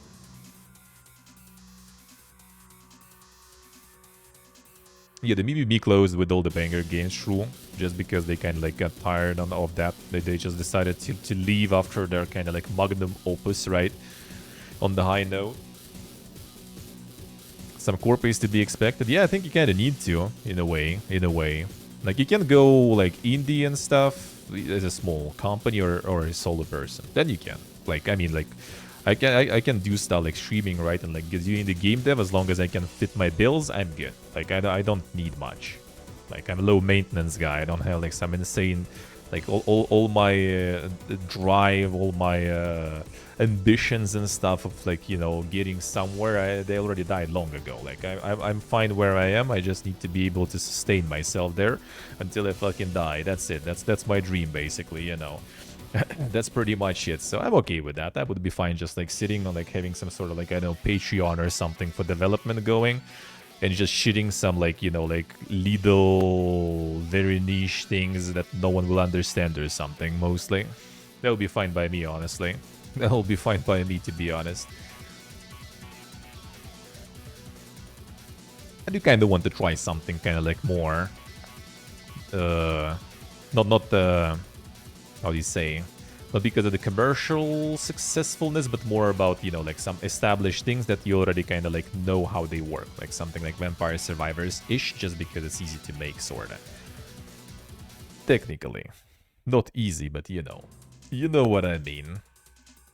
Just because I kind of have an idea already how everything should work there, and you know, there's plenty of examples, and you can like get it like free or something and see how it goes.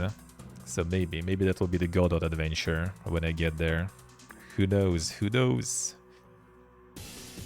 The Russian Dream? No, I don't think it's exactly like Russian Dream. It's just kind of like, you know, it's at some point you just kind of realize that you ain't, you know, that main hero in this story. And all you need is to just kind of like be able to do what you want to do while being able to, you know, sustain yourself. That's pretty much it. You do, Hamster? The good hub for those people to form strong indie studios? Well, I mean, they do. That's like, you can't really make a hub for something like this for like indie studio, honestly. Like, otherwise you kind of will end up with another kind of corp project. Like, if it'll be like just some random good, you know, game devs who will be just like gathering together, they will just most likely, you know, end up just getting some investments. Like, there's plenty of those. Was there something in the news today about it? Maybe, actually. That's the situation when there's a bunch of like random people gathers together, and you know what glues them together is money, and that's investors. So I think you can't really like kind of like artificially create it through the hubs, but it might happen when, you know, like that's how it usually happens with some of those studios, right? It's like some dude just had some passion, right? It shared it like with some co-worker or some friend who works in another studio, right? And they're like, you know what, let's peace out. Like we say, let's save some money, let's peace out and make that stuff happen. That's when the good stuff happens, really. Yeah, that happens to Ultan, yeah. Being a good programmer is like 10% of what you need to be a good game dev. I think so, yeah. Considering there's a lot of engines when you don't even need that crazy good programming. True. If anything, I think what you need to make a successful game nowadays is to have money, first of all, because that will cover art, because you just get assets and hire people. That will cover sound. That will cover game dev technical part by getting all the like modules and stuff on like Unity, for example, right? Or like hiring someone for that, but like probably don't even need that. And then all you need is to come up with something interesting. And that's the game design stuff, and that's something already like a little more complicated there. Sadly, connection is limited to friends. It depends on the networking type, though. Depends on the networking types and stuff. Like, people who are in the industry and they, like, active and stuff, they're gonna have, like, plenty of people, really. Ellie could totally fund the new game and direct it if he wish. Yeah, absolutely. I think any streamer can. I'm actually like surprised that we only now started to get streamers, even though some streamers who make the games or like at least fund, you know, the games, and streamer groups who start their own publishers. I'm surprised we're only just getting started with that, because I think that's like that's a match made in heaven, you know.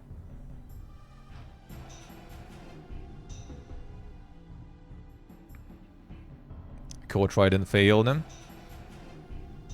Yeah, he had some project, yeah, I think. But I mean, there is plenty though. There is plenty.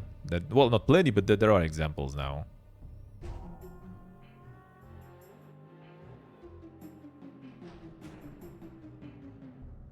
Wait, they have skins with stats there? Damn, son, that's some Ragnarok stuff there going on. Not like every indie guy is this anti-corpa guy. Yep.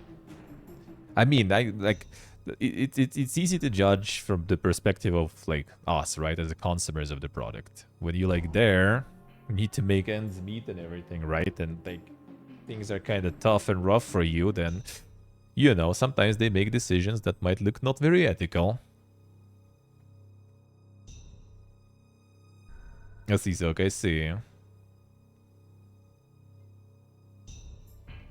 But I mean, it's also like very, very huge budgets and stuff, and you need like a team of people. So like you basically either need to organize everything yourself, and knowing Ella, I think he likes playing games, dude. He doesn't really care about all the business and corporate stuff, you know, side of things. He just likes playing games and streaming them. That's pretty much it. So like I don't think organizing all that would be his, you know, like forte. Let's put it that way. So he would need to find first like someone trustworthy who would arrange all of that, and then, you know, kind of just, you know, like throw the money at them so they make it. And you need someone really trustworthy, yeah, because exactly what I want to say, what the Dreamodus said. Yeah, Wreckful's Everland game. Like, it started with Wreckful just wanting a game. A bunch of people from chat appeared, and then it became an infinite money sink. And never anything happened from that, just because it was insane clown fiesta with like a bunch of random people from chat that wasn't organized, and all the money was just like going nowhere. Until he managed to get like some proper team that was already kind of doing something, but then yeah, then he was gone. And now it all stuck somewhere in some sort of like copyright hole.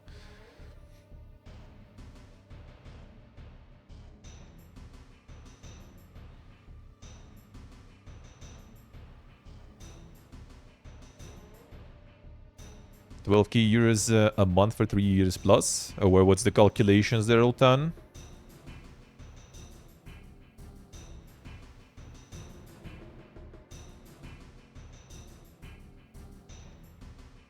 Is insanely shitty at farming potential profits. Yep. Like he's just like passionate about games and what he's doing, and that's why people like watching him. That's why he's a good person, you know. He could like optimize it a bit, I have to say.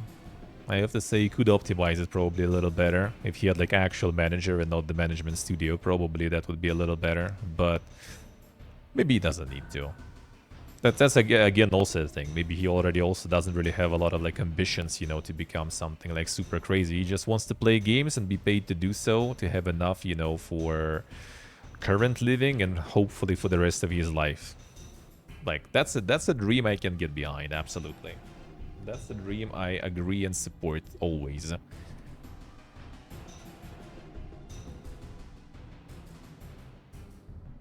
True, Rev, true, yeah.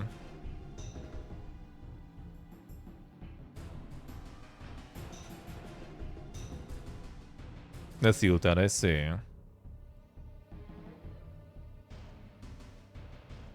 This boss is Project Copernicus. Steamwatch can do better. I do think, like, with more reaching out and everything, with more reaching out and stuff, he could. I think. Because he plays a lot of games. And, like, with a little bit more proactive stance, we could get, like, more previews of games, more early accesses to the games, right? Like, not even talking about, like, being paid more, even though that's also doable, right? But more about just kind of, like, getting your hands on, like, the cool and exclusive stuff way faster and way earlier. Which is obviously also works good for your channel in the end. Yeah, Kira, hello. How are you doing? Just doesn't take all of them. I feel like a lot of offers that, well, I mean, that's just my complete, you know, like, that I'm not sure how it works exactly, but I have a feeling that whenever, since the emails and everything are managed by the management company, right? Whenever there is offers that don't have some money bill attached to them for management company, they're just not interesting. So they might just pass a lot of those, or like, not pass, but just don't pass a lot of those, just, you know, kind of ignore them. No money, like, what's the point? My opinion. I might be wrong there. I might be wrong. So like a lot of those offers just get lost. And again, a lot of offers you can get yourself if you start the outreach. And like for me, it's a little harder. Even though I did it my time back in the day when things were a little better and grass greener, right? I did some of that back in my day, and yeah, that actually like give you some access to some things earlier. Lucrative offers for him in the first place. Yeah, well, I mean that's the thing. You could take money too for that. Absolutely, you could negotiate that stuff first of all. And second of all, in my opinion, if you get early like access to some somewhat big games and stuff, like it's content. You just get the content that others don't have, right? Or like very low amount of people have. And that works good. Like if like even like some smaller games, like I remember what was that? The 1 second, I'll see and I'll remember. I'll see and I'll remember. When was it? Approximately. The Raven's Watch, for example, yeah. I got early access to that stuff, and that's not a huge game, right? That wasn't some crazy big stuff, for example. But I basically had like double my viewership the day the game was supposed to be out because I was streaming before it was out. For example, like obviously, right? It's not something that you can kind of compare or like, you know, like extrapolate that easily. But it's content.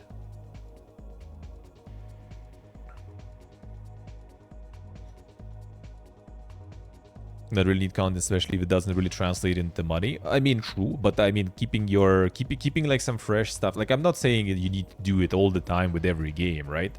But even like stuff he did, for example, want to play, right? Sometimes, like I think with the Red Gift, for example, right? Like I got that stuff early and for free, basically, right? And he wanted to play it too, and he bought it later and started playing it later.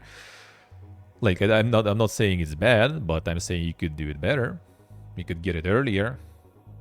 And while you think also sometimes, right, like, you know, like you can afford buying a game for $50, right, when you earn that much and stuff. But, you know, whatever you save, it's also something you earn. And you kind of like over time when you play a lot of games, and we play them a lot, that also kind of, you know, kind of piles in. Would be considered better, to be honest. More people would watch. Like a lot of people check, as I said before, also streams and YouTubes just to decide if you want to like buy it and stuff. A lot of people want to do the research even before it's out. That's why, for example, he does a lot of AAA games that send the early keys for him, right? Like if it wouldn't be good, he wouldn't be doing it.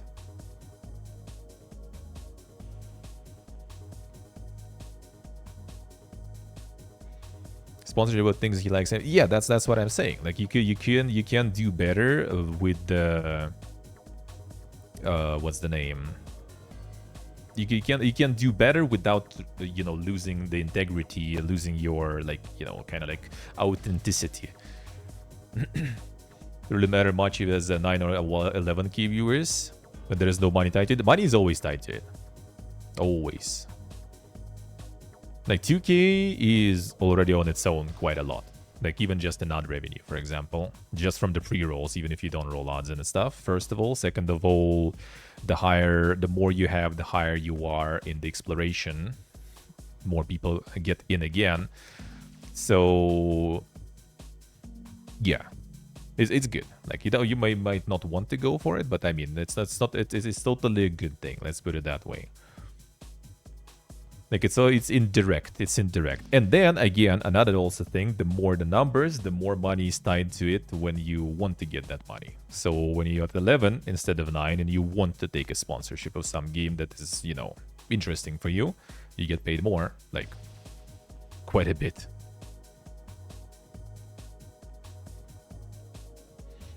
Are the sponsorships not the Twitch? Yes, and that's where viewership actually is huge. And that's why a lot of like other streamers, for example, are farming the viewership hard. Like the streams that had like sub-only mode all the time, you know, maximum regulation and stuff, and strict moderation, and that later removed a lot of it.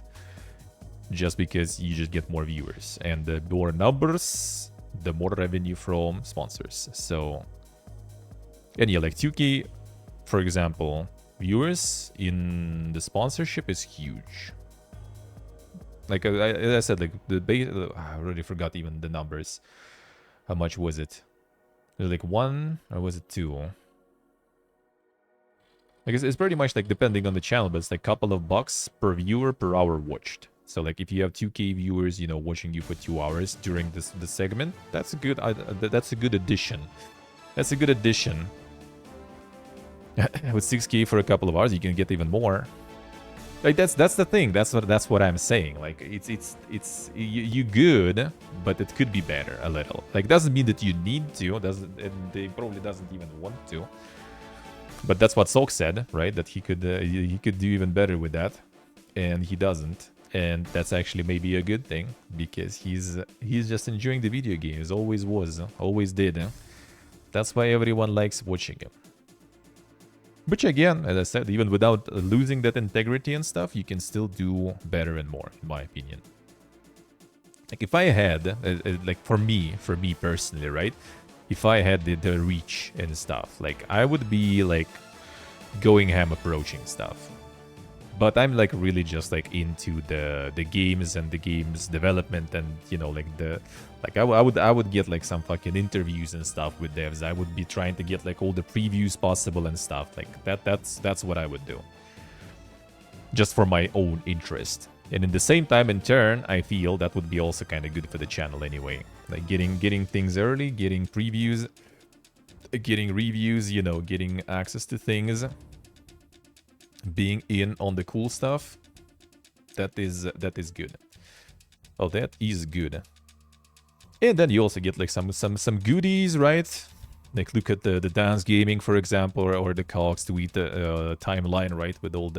With every big release, basically sending them a bunch of goodies, which I mean, it's cool. Getting some collectibles and stuff. That's also nice. It's a nice side effect, dude. That's a nice side effect. People will notice when it becomes a sellout show. I think if you start just kind of like picking more offers on like the early looks and stuff, I don't think it does seem like sellout though. I don't think so. I don't think so.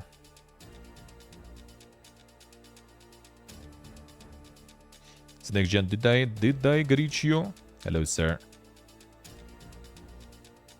Send the clothes and the food. Yeah, exactly. They sent stuff you would like to me. Well, they wanted, but, you know, I couldn't receive. Rip that Warhammer goodies, man. That one I was mad about. Holy shit, I was mad that I'm not in the right place for that shit. The Future Games show actually is sending some, like, care package, but we'll see if they will be able to ship it here. Yeah, we'll see. Doing good, next gen, doing good. Yeah, just like in the middle of a bit of conversation there. But yeah, that's the thing in my opinion. Like you can kind of like work that like it is this like kind of thing when you get in this situation, you look at people doing some stuff and you're like, ah man, that like looks like such a, you know, like this is not that doesn't look like genuine and stuff, like doing this. But you know, it is what it is. People do that for the grind. Some people already don't really need to do it, and yeah, that's fine. I could get behind that too. Like when you already made enough and you're still making enough, then yeah, maybe you just don't even want to bother. But as I said, like I would use that just to reach in the opportunities. I would just use them to do something cool. Get some interviews, go visit some studio. Like Sweden has plenty of cool developers, for example, right? Like I would be like on the roll over those. Like developers get free publicity and stuff, right? You get content, you get to see all the cool stuff. Like, dude, I would be all over that. I would be all over that.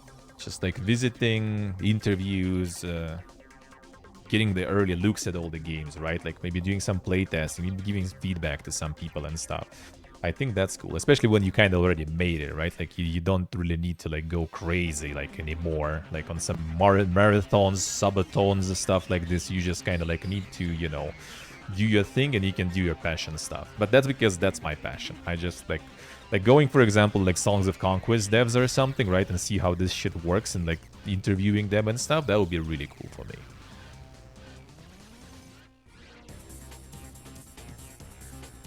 When streamers start milking, I don't know. I don't think that if you like, you know, you get like opportunity to stream something early, for example, before it's even out, it's milking. I don't think so. I'm talking about that. I'm not talking about, you know, like taking every sponsor possible and stuff. No, I'm not talking about that. I'm talking about just using your, you know, your reach to get some cool stuff going. Let's put it that way. Hello, Panda. I see. The super setup indeed, yeah. Finished it. Nice. There's some news about it. Well, since 16, but I guess not that crazy good for Square though. But sorta. And yeah, like you're not being in on everything. Like taking stuff you like, not everything, but stuff you like. Like there's plenty of things going on.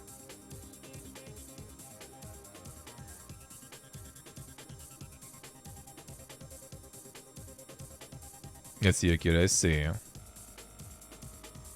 The priorities, Oltan, the priorities. Yeah, I think you can do that stuff genuine. Yeah, there is the GG Talent group, I think, or something. Those guys.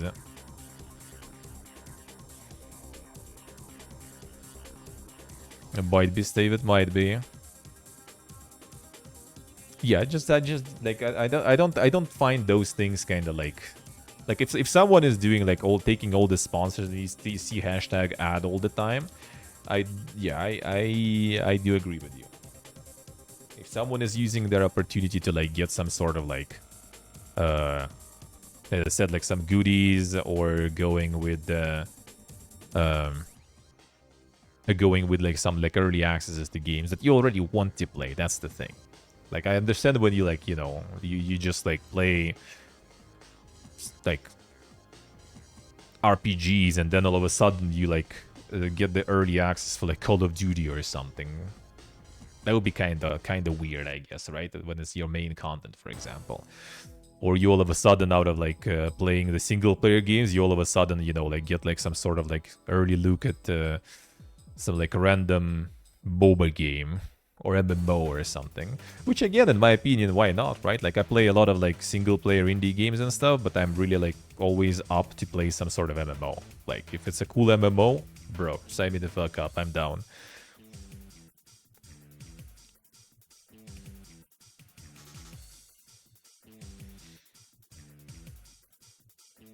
Stream anything that they weren't paid for? Nah, they will be streaming stuff that brings viewers though. They will.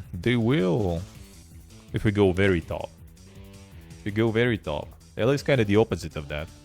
He just plays what he wants to play. He does sometimes get affected by the chat though. Because otherwise I feel he would play way more games if he wouldn't listen to chat much. And play them for longer too. Remember New Vegas and stuff, right? But overall, yeah, overall, he's actually not really following that.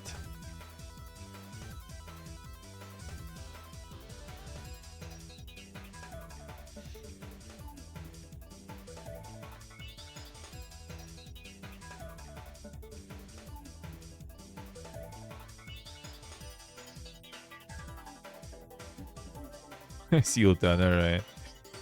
Let's see.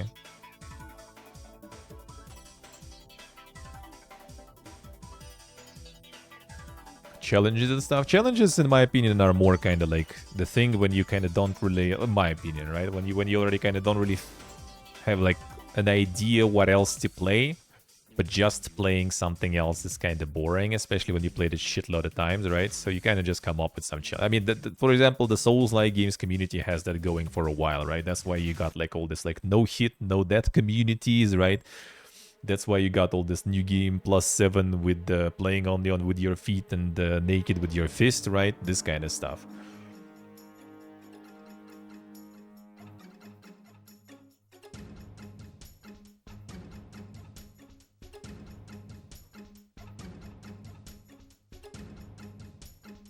Souls community was always weird. That's what you get when it's not Souls communities. That's what you get when you stuck with the one game forever, pretty much. You can look at some people playing like Bethesda games, for example, too, and what they do in the end, they just do like some bunch of weird mods and weird builds, weird playthroughs, and that's it. Like if you're not in variety, you basically stuck with that. And I mean, Ella is not stuck with that. He's variety now, right? But sometimes you just don't feel like playing much stuff. That's why sometimes he ends up playing some old games. That's why sometimes he just does, you know, some challenge. It's kind of why I, you know, can just return to like Terraformers or something. Just I had no idea what to play really, so might as well go to the safe pick.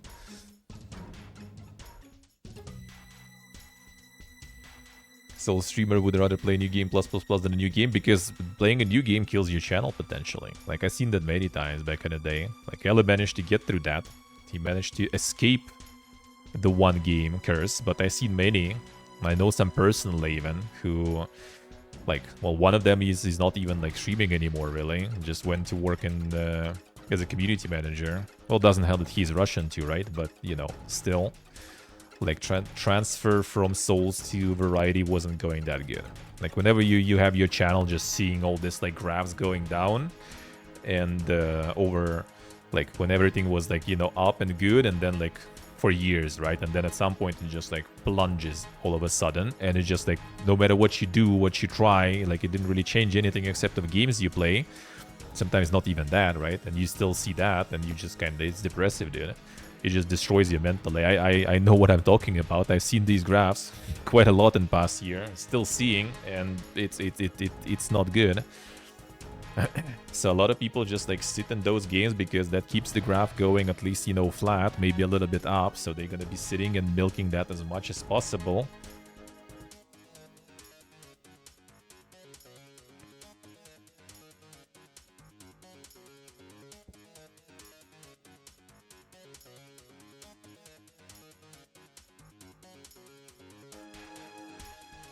The overbooked in games lately, yeah. That do be happening.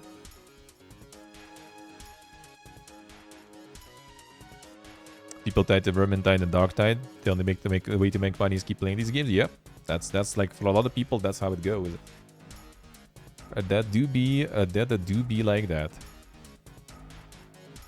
Like I did start with variety in the end, but you still get downward spiral just because of other factors too, right? Like all this like war stuff and everything, and like my, I guess, vibe kind of going with that too, and the fact that I'm not, you know, among the cool kids anymore because I can't even go anywhere, and I guess kind of like Grand Risk or something too. And I don't really play a lot of games like Amogus and stuff, right? So like I kind of don't really care about that shit too much. So you can get fucked even like without, you know, like switching games. You might already play different ones and there's still enough risks for you. And if you start from one and then try to go variety, you're gonna get in the bad situation. Like Ella managed to get through it, but he was already kind of big before that, and he still was losing like 2 times, 4 times his viewership basically on switching games, but it was still solid enough to keep growing from that. And he was still mixing it with Souls initially, right? And I mean, he's in general just entertaining and, you know, genuine guy who is really good at playing games. So it did good for him. For many people I saw, that didn't work.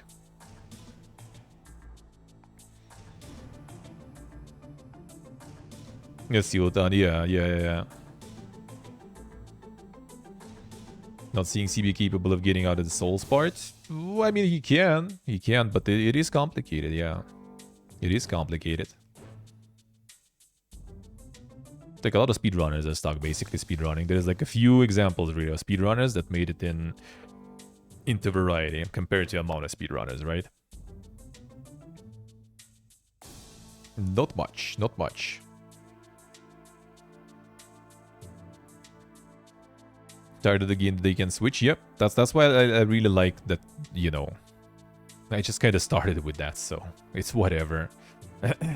You still, like, for me, it kind of works out the way now, though. Like, if I get stuck with one game for a while, that's when you start getting the hit, because people want to see more of that variety, and you stuck with, like, some, like, RPG play, or MMO even worse, right?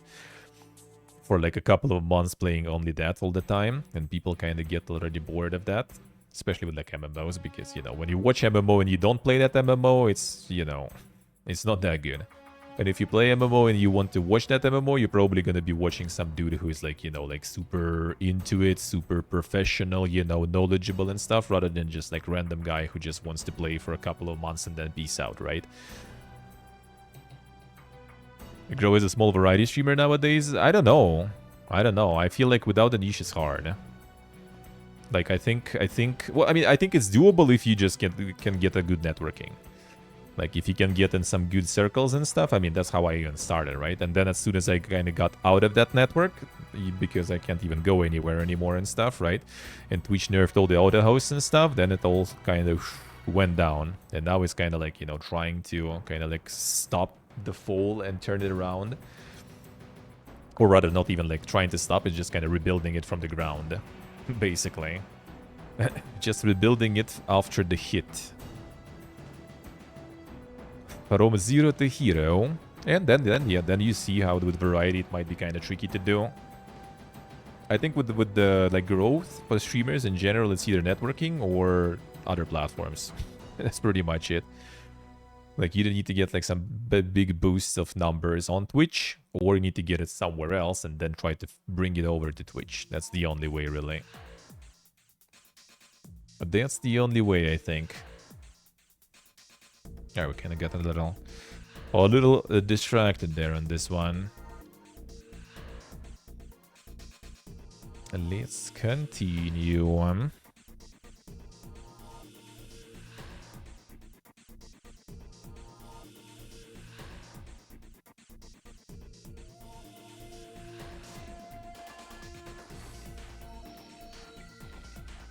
Do whatever he wants. Yeah, that's the blessing of like having the YouTube channel and everything. 99 networking nowadays, every platform is saturated. YouTube in the such are a little better because there's algorithms still. Like, algorithm might not, but it might also kind of carry you somewhere. Like, it's not just pure numbers. On Twitch, it's pure numbers. Like, that's the only thing that carries you. Like, well, I mean, all the new things that they kind of implement, right, with similar channels and everything, they kind of do work. I have to say. Yeah, they do kind of help. But yeah, it's mostly kind of like all those like raids, permanent constant raids, not even like single one, right? All those things, those kind of do work. Like, you need the networking indeed, eh? On YouTube, you can still get like some video to take off and stuff, and then you can kind of capitalize from that sorta. Like, it's doable. It's possible. It's possible. Not simple, but possible. That's what I kind of want to do, though. I kind of want to get some of the YouTube going, too.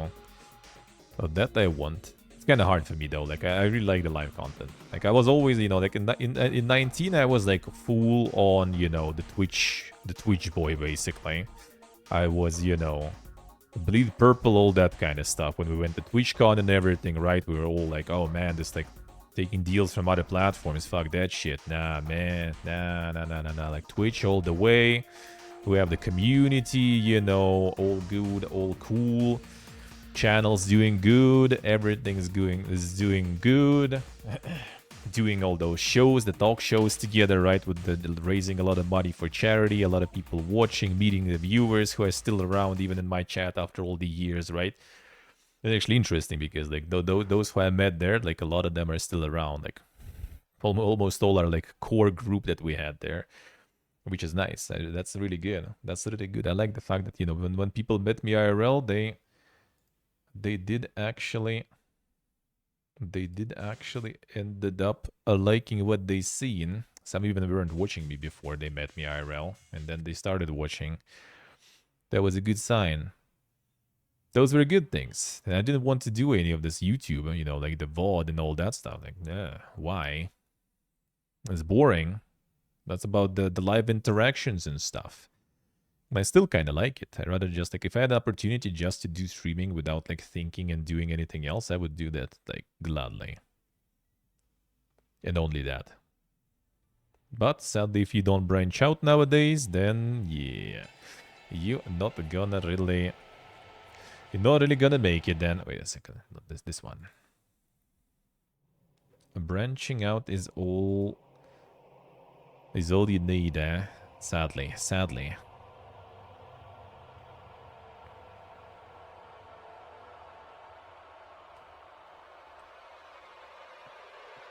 Makes him a good streamer? I think what makes him a good streamer is that he's actually just wants to play video games. Doesn't care about the drama, doesn't care about what's trendy and stuff. He just wants to play something, he just plays something. You know. And then the fact that he also, yeah, he's quite entertaining. And can take a joke and has a good, you know, like the bouncing back and forth with the chat going on with the banter and stuff. So yeah. Yeah, exactly. That's rare nowadays. That's rare nowadays. Especially at the top of Twitch, because then it's all about, you know, yeah, reacting. It's all about drama. It's all about, you know, doing some like shows, participating in some shows and stuff, you know. And yeah, I feel like he just wants to sit home and play video games, mostly on stream at least. So that's the good stuff.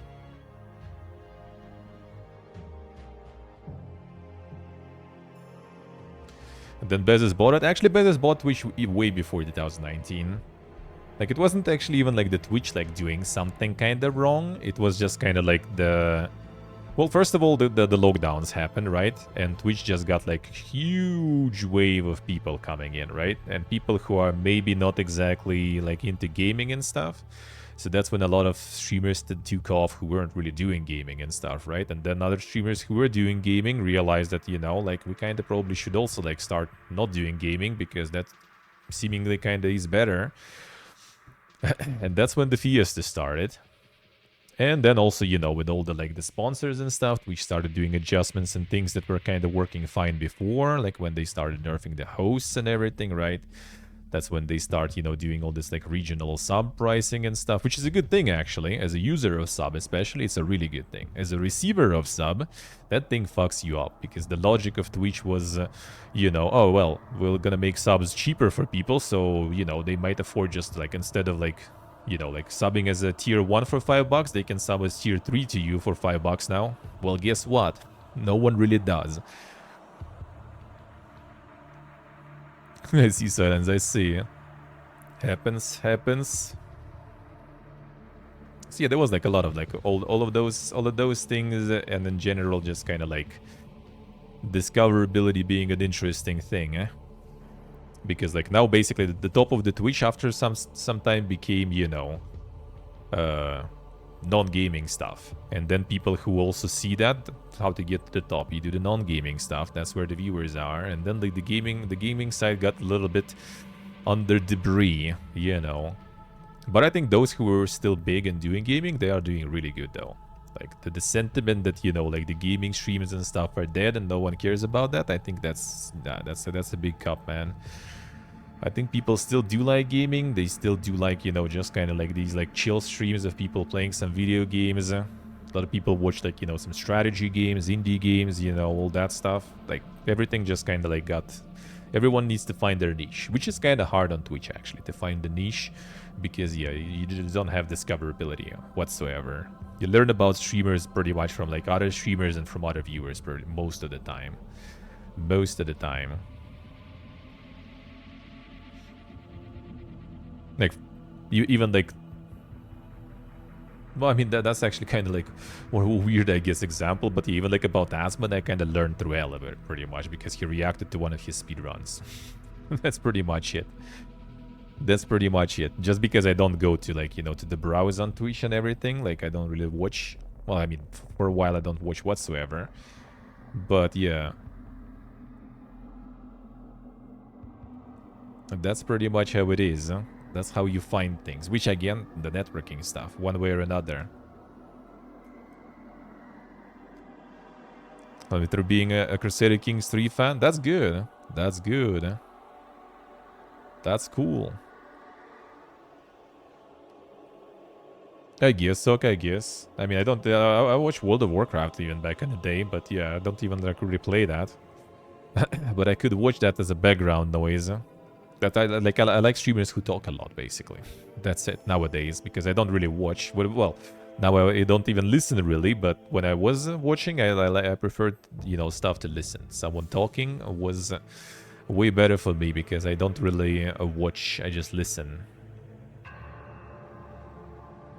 Let's get back to a little bit of news because the time.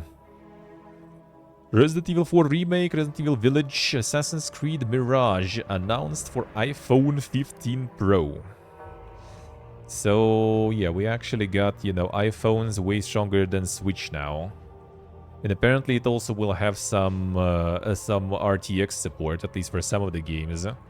So, I still find not close. Well, it's kind of sunny now, but if the clouds will appear. But yeah, just in general too. Need to get some of that dinner with friends and all. That kind of stuff, Actually, surprisingly kind of okay sitting on this fitball.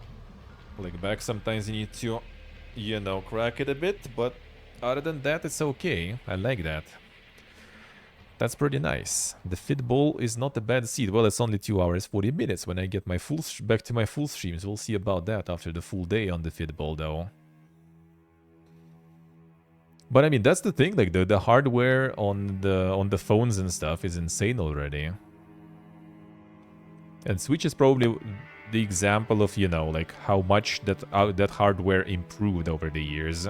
Because it's also basically phone hardware there, just like few years older, and there you go, that's the difference. See, Akira, I see. I'll come put one on Switch is hilarious, alright. Is it full or is it like the cloud version though? Because I think most of the new games they just put there as a cloud version. And that at least runs.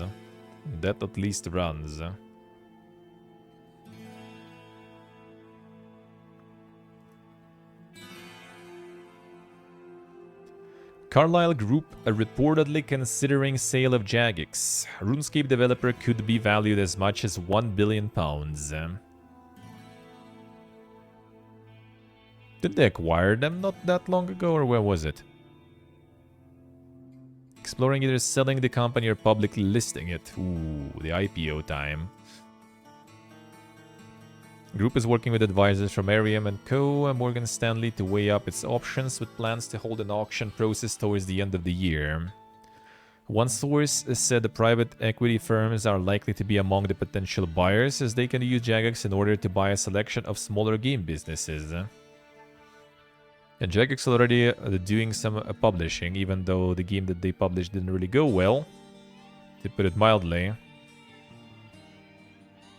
Jagex has been through several changes of ownership in the last 10 years. It was acquired by a group of Chinese investors before being sold to US-based global management firm $530 million. Was then sold to Carlyle Group the following year. Damn son, going ham there. Yeah, Sequaker, right? Interesting.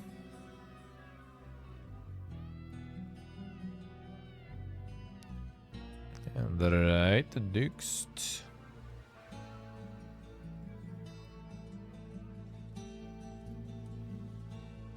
Starfield debuts at #1 UK box charts. 3 new titles have joined the charts this week, including NBA 2K24. People still buying this, man. Oh, that's not the craziest start. Well, actually, it's also UK, so I guess NBA is not that popular there. They in FIFA after all. Starfield #1.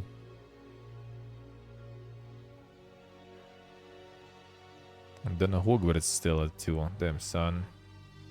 Still farming there.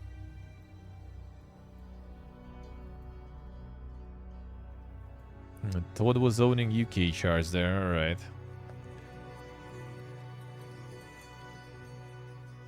What a time to be alive. A developer arrested at a Roblox developer conference. A Roblox Innovation Awards cancelled in response to safety concerns. Event was part of the company's 9th annual Roblox Developers Conference in San Francisco, which took place over the weekend. Reported by San Francisco Chronicle, jail records show developer Mikhail Olsen, known as SimBuilder, was arrested on suspicion of having an unattended concealed firearm in his vehicle, in addition to being in possession of armor-piercing ammunition and a large-capacity magazine. I mean, he was just driving his car around the US, though. Like, unattended, though, I guess. Security at the conference alerted local police after an attendee was acting disorderly. We are working with all appropriate authorities and everyone is safe. Take safety very seriously. This is not how we wanted RDC to end. Roblox spokesperson told the San Francisco Chronicle that the company wasn't sharing any more details about the incident.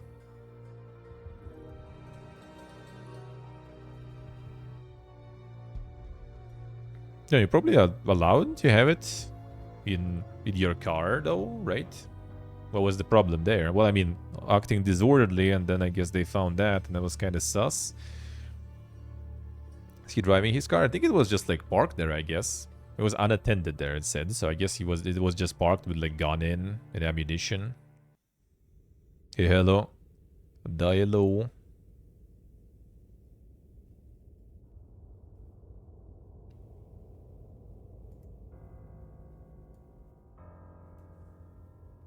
Nintendo ends development of new Mario Kart Tour content. Damn, son.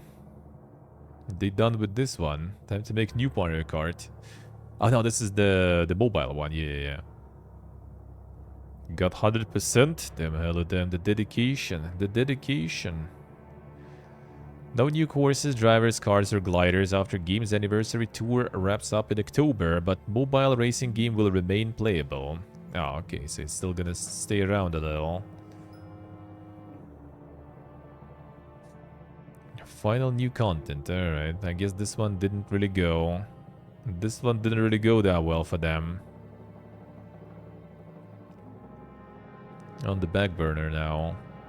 Then they will remain active on mobile with games like Fire Emblem Heroes, Animal Crossing Pocket Camp, and Pikmin Blue, man. The Pokemon one still.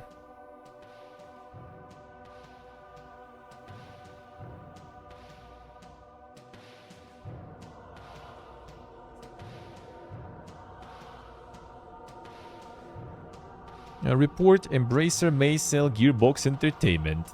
A Rainbow Studios staff also gets downsized due to the ongoing restructuring program. Then after buying everything, Embracer is now just selling everything. Or just letting it go, I guess. Sources familiar with the matter said the firm is considering selling off the studio after receiving interest from third parties. Embracer acquired Gearbox in a $1.3 billion deal in 2021.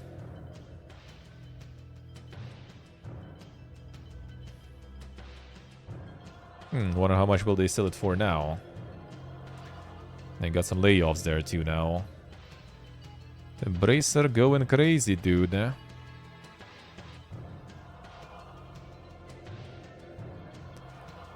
Console certification errors delay Ubisoft's XDefiant. Free-to-play shooter will likely release in October. Oh no! Anyway.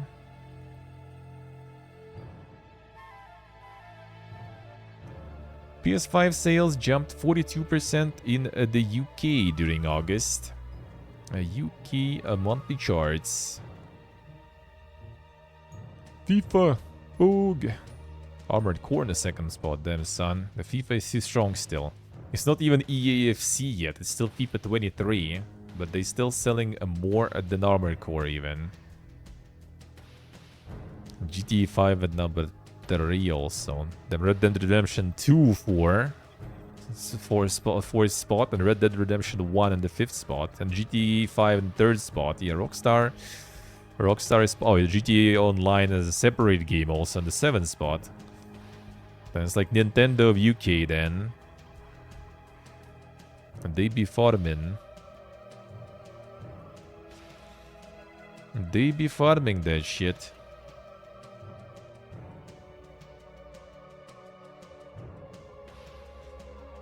Meanwhile in Japan, Pikmin 4 defends number 1 spot from Armored Core 6. Switch title had already smashed series box sales record after 2 months. Damn son. Even Armored Core couldn't make it. Oh, PS4 version even also in there. Interesting. Yeah, like it's like full Nintendo mode there. Nintendo and Pokemon, then suddenly From Software rolling in. But still couldn't defeat the number 1 there. Couldn't defeat that. The plan's too strong, dude. Oh yeah, here's the Fae Farm. Phoenix Labs CEO and COO step down. Both Jesse Houston and Jean-Marie Owens will serve as advisors for Fae Farm Studio. I like how they are Fae Farm Studio now, not the... what was the name? The Monster Hunter at Home. The main active member of the Vancouver Studio Board of Directors. Owen will also take on the Dauntless. Yeah. The role of advisor at the end of 2023. The nearly a decade, I feel like I can step back from the day-to-day operations at Phoenix Labs. Future has never looked brighter. We've got an amazing pipeline of games in development, and our incredible Fae Farm just launched for the Nintendo Switch and PC. Couldn't be prouder of everything that the team has achieved together. The co-founders, Sean Bender and Ruben Main, departed the company earlier this year. Both cited personal reasons for their decision to leave.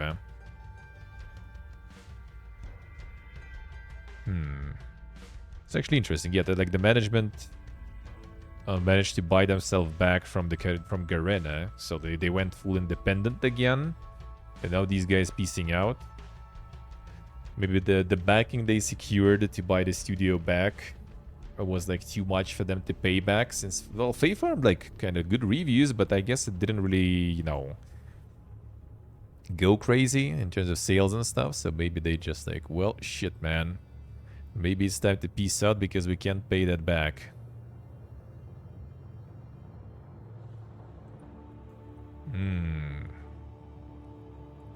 Well, I guess this one we were already kind of talking and discussing for a couple of days lately. Unity adding a fee for each time a game is installed. Developers who meet revenue and install thresholds will need to pay up to 20 cents in runtime fees each time their game is installed on a new device. And apparently even on the same device, you know, and apparently even if it's pirates installing it and everything. So yeah, we already had all that stuff for a couple of days being discussed on Discord and on stream also while chatting. So yeah, it is quite a fiesta there. It is quite a fiesta. There's like a protest going about it. We'll get to that soon. That's a topic we can be talking about for a while also. That's why I'm also gonna be exploring Godot from now on when I get back on my little game dev adventures. Because it's also kind of interesting to explore new stuff. And because, you know, it do be a little more safe being open source and everything. This will increase Unity's market share, yeah. It surely will, surely will.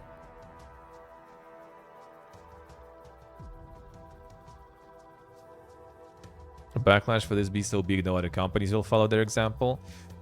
There are some things, kind of some waves going on, but the thing is, like, there's not a lot of stuff going on that will be, like, noticeable for other companies, I feel. That's the problem. I feel it also might be because of like some like, you know, like big companies might be like considering some lawsuits and stuff, some of those options. Like there might be some movements going on there. So like we'll see. We'll see. I do kind of hope, yeah, they're gonna get some backlash and backtrack on that shit in general, to be honest. I still probably will go with Godot though. Because the thing is, like, you know, when they can do something like this, that means that eventually they probably will. Even if this time we'll get backtracked, they still gonna probably slowly, with some other ways, implement something on kind of similar scale of shittiness, most likely. Xbox Series S and X UK sales jumped 76% on Starfield launch. Tesla's RPG and the new 1TB Series S model delivered the best week of 2023 so far for Xbox console sales. Not bad.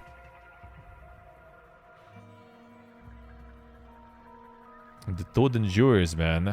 Buying that Xbox.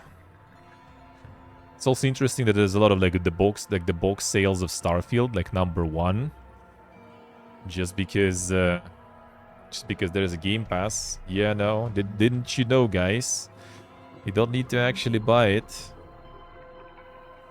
How much Game Pass? Yeah, we'll see about the Game Pass a boost there, hopefully.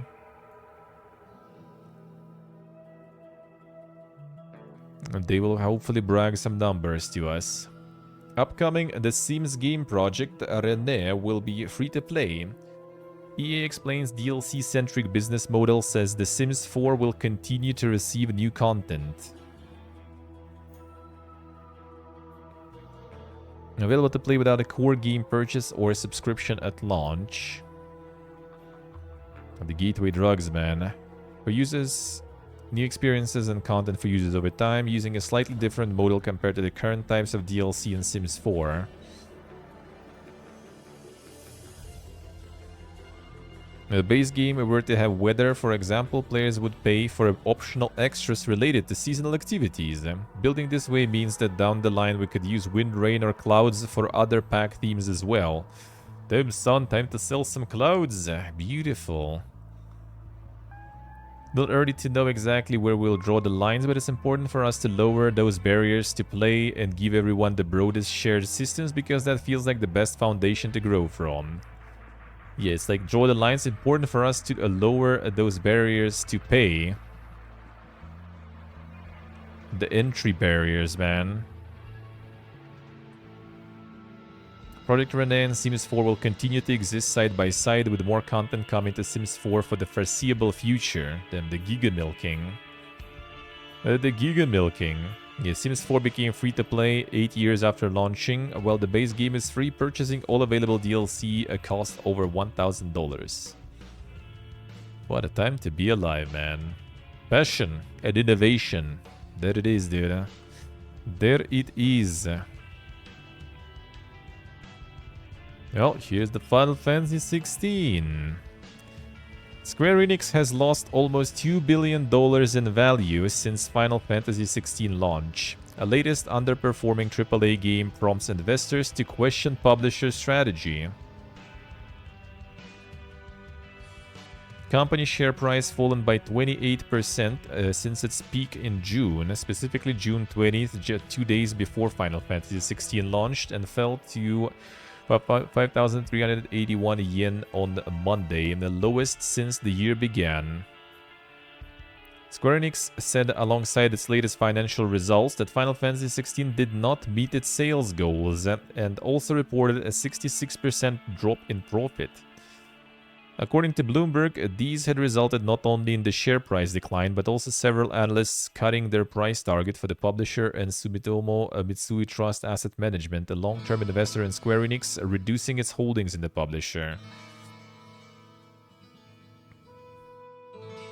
If only they released on PC. Yeah, they thought we'll get the Zoomers in, get that action, get them Zoomers. Zoomers said no, and left to play something else.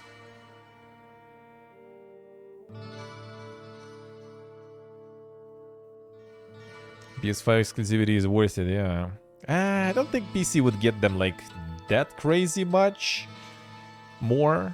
But I mean, probably, at least the sales goals maybe will be met. Would be met. The insane analysts. Square Enix has problems with their game's output. These titles get a 70% rating on Metacritic, are kind of okay, and are just very forgettable.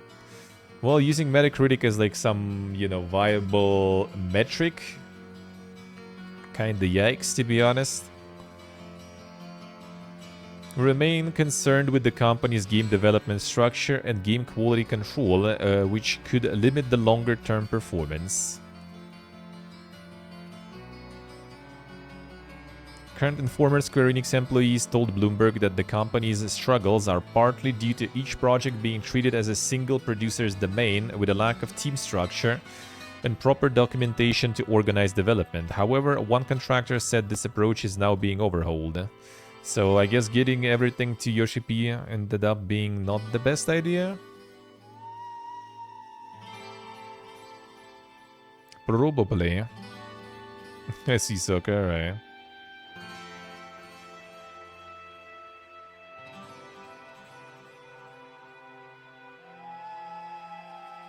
Let's see, they were right. They wanted to balance everything there, right? Yoshi P was a god. Well, I mean, the thing is, like, I don't think game like got shit on that hard or something, right? I think it probably just didn't sell as much as they expected. And as we learned, you know, Square has in general kind of interesting like sales targets. You know, looking at Guardians of the Galaxy, for example. So that could be the case there too. Could be. European Union watchdog is seeking feedback on modified Microsoft Activision deal, but an investigation is not likely, according to reports. Asking companies if they're affected by Microsoft's changes to its proposed acquisition of Activision Blizzard, which was modified to win approval in the UK.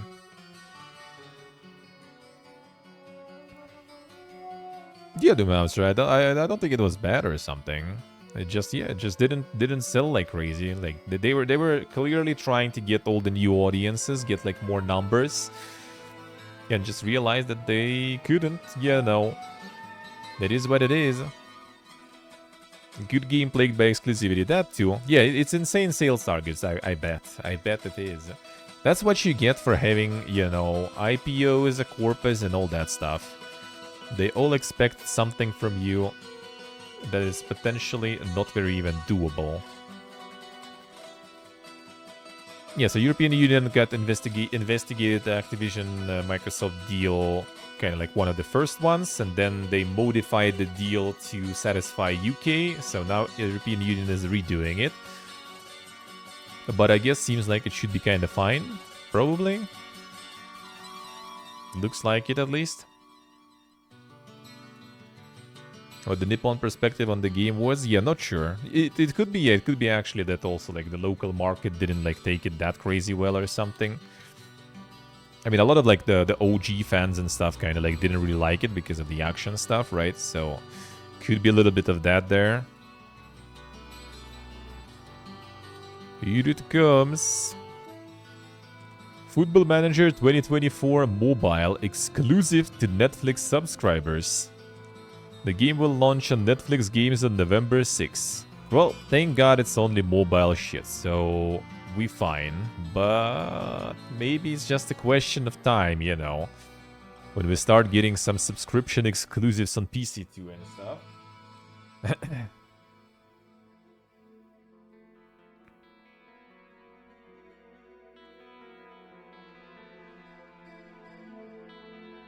Didn't do a multi-platform release for something that big.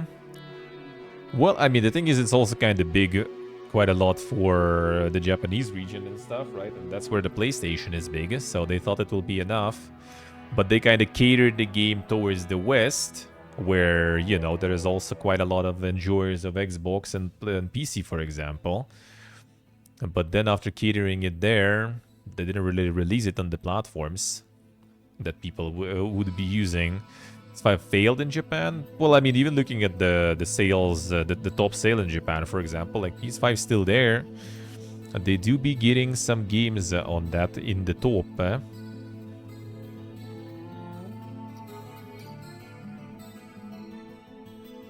9 days can fit many games, true.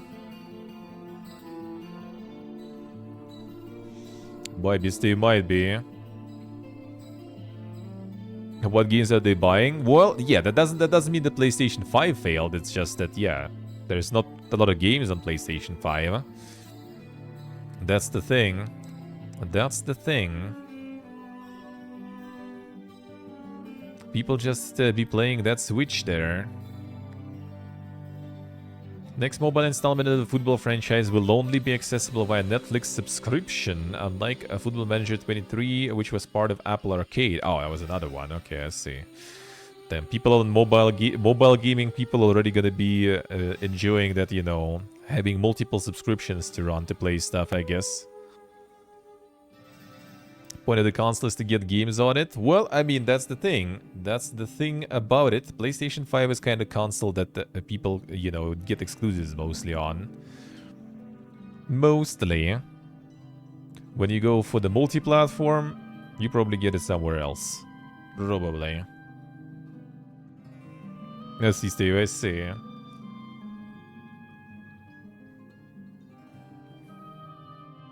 That could be so, that could be that, I'm not sure. That I'm not sure.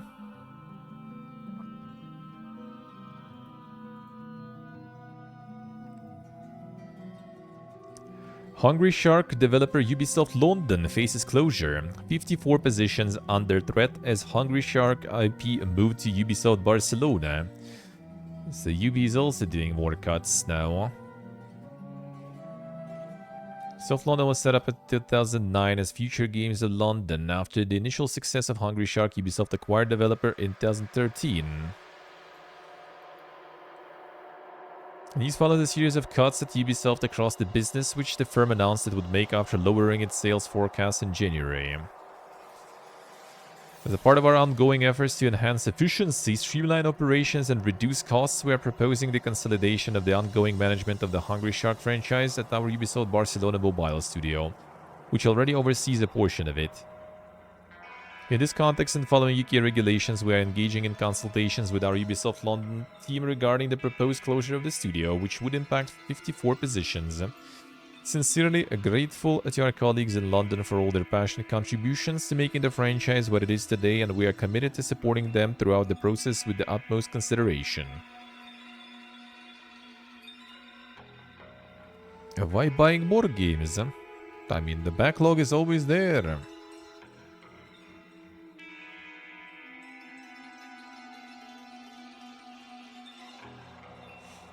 Developers switch off Unity ads in runtime fee protests. Collective of 16 studios have cut off all Unity-based monetization. A call for more to developers to do this. Call for more to developers to do the same. For more developers to do the same. Right. 16 studios switched off more Unity ads and Iron Source SDKs in all their titles and say they will not restore them until new conditions behind the few are reconsidered. Studios within the group include Azure Games, Voodoo, Homa, Century Games, Say Games, Crazy Labs, Original Games, Ducky, Bernie Games, Inspire Square, Geisha Tokyo, Tatsumaki Games, Kayak, New Story, Legendary, and Supercent. Collective also posted an open letter calling for other developers to do the same and a forum where companies can pledge their support. Need more. We need more. It's mostly mobile also. Well, monetization system, yeah, the ads and stuff. The Iron Source are SDK. A lot of these things are basically like Unity making for mobile devs. They just kind of completely forgetting about like the whole bunch of, you know, like the indie devs and everyone. They just kind of like, you know, aim all those things for the mobile and all this fiesta happening with the mobile mostly.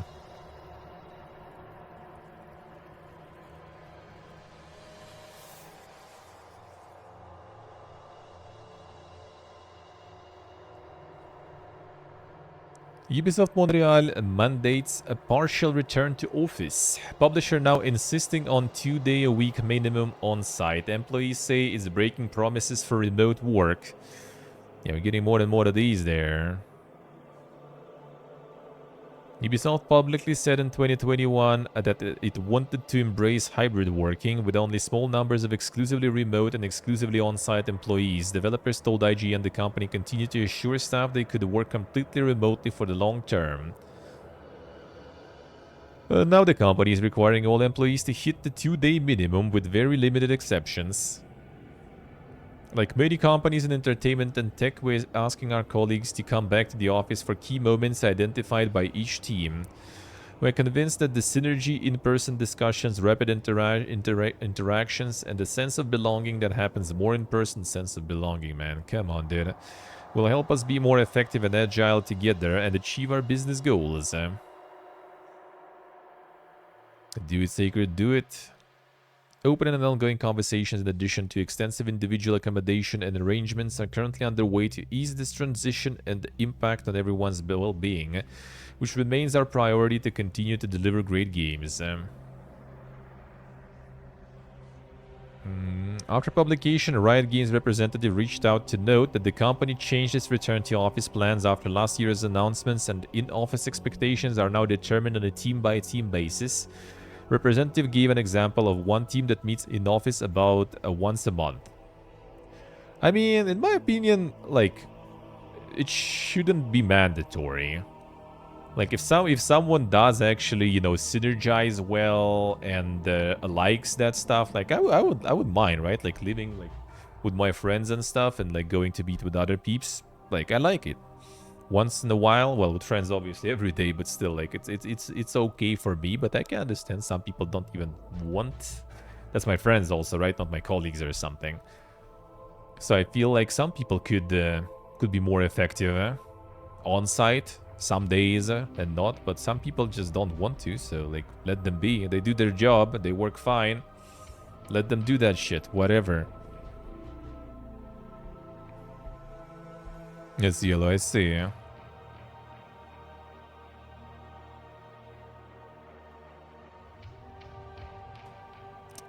Asking for working office is not bad. Well, some meetings are kind of okay in office. I could see the need for some teams, for some like ways, you know, some directions of work. I can see that. Yeah, for sure.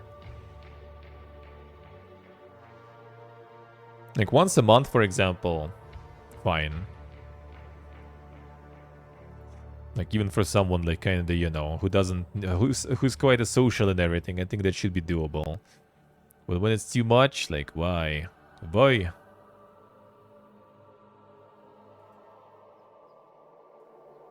When it's too often. Rockstar Games caught selling cracked versions of its own games again. What a twist. History of sending DMCA takedown notices for various reasons, including fan-made mods, with some resulting in lawsuits and court battles. Most studios and publishers welcome mods and other fan-made creations, such as Bethesda aiming to add official mod support at Starfield in 2024. Yeah, modders don't know about that apparently.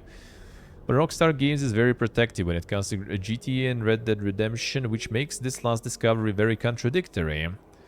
In a very bizarre turns of events, Rockstar Games was recently caught selling versions of its games on PC that were versions of the games cracked by the community. The cracks are done in order to remove the DRM piracy protection from the game, which allows it to be played for free, also known as pirating. One of these games is Max Payne 2, which uses a crack that was created by the group named Myth, which was active in the early 2000s, as well as code for the group Razor 1911 being discovered in Manhunt. These were found many years ago, and many thought it to be an isolated incident, but it has since been discovered that Rockstar Games has been pulling this trick for many of its other titles on Steam. The now delisted Midnight Club 2 has also recently been found to contain a crack by Razor 1911. Despite the cracks existing in the game since the early 2010s, Rockstar Games has never responded to the discovery. Damn son. Let's find those versions superior, I guess. Find these superior. Yeah, there's probably a lot of games like that there, to be honest. Damn, so damn. Evil! Evil! Yeah, very pogi. Microsoft reveals Xbox MasterCard. Damn son, it's time. Beginning September 21st, Microsoft's partnering with Barclays to release the Xbox MasterCard in all 50 United States for Xbox Insider members, with a full rollout coming in 2024. Card will work just like any other credit card, but you will earn points which can then be redeemed for a variety of gaming perks. You'll be able to use the points towards purchases at xbox.com to buy the latest games and add-on content. Damn, can you save enough points and play with Phil or something? Users of Xbox MasterCard will earn 1 point for every $1 spent using the card, with 1 point having a 1 cent value. No. Yeah, 1 cent value. Meaning for every $100 you spend, you will earn $1 to spend on games. You'll also be able to earn extra points by using the cards on specific products and services, including 5x points for purchases on the Microsoft Store, 3x points for subscribing to eligible streaming services including Netflix and Disney, 3x points for using dining delivery services including Grubhub and DoorDash. Damn son, the value. Xbox MasterCard owners will also receive 5,000 bonus points, $50 value, after making their first purchase, along with 3 months of Xbox Game Pass Ultimate. Damn pug. Card comes in 5 different designs and has no annual fees to use, making it perfect choice for Xbox gamers to have even for just when they are using any of the services that grant bonus points. Insane, it's time, it's time. Get yourself the gaming card. I already have that. Well, already have that for a while. I have World of Tanks cards. I have World of Tanks ISP plans even.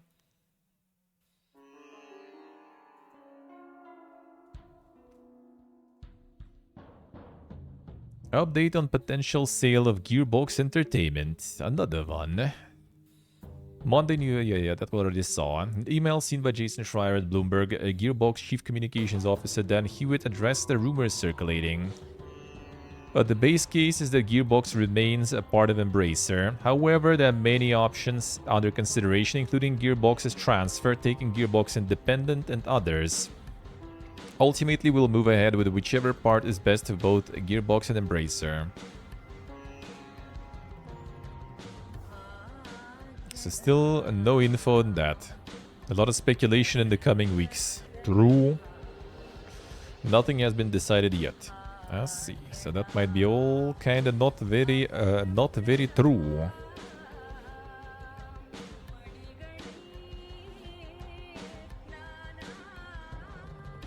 See, could I see? Yeah, mostly free here too.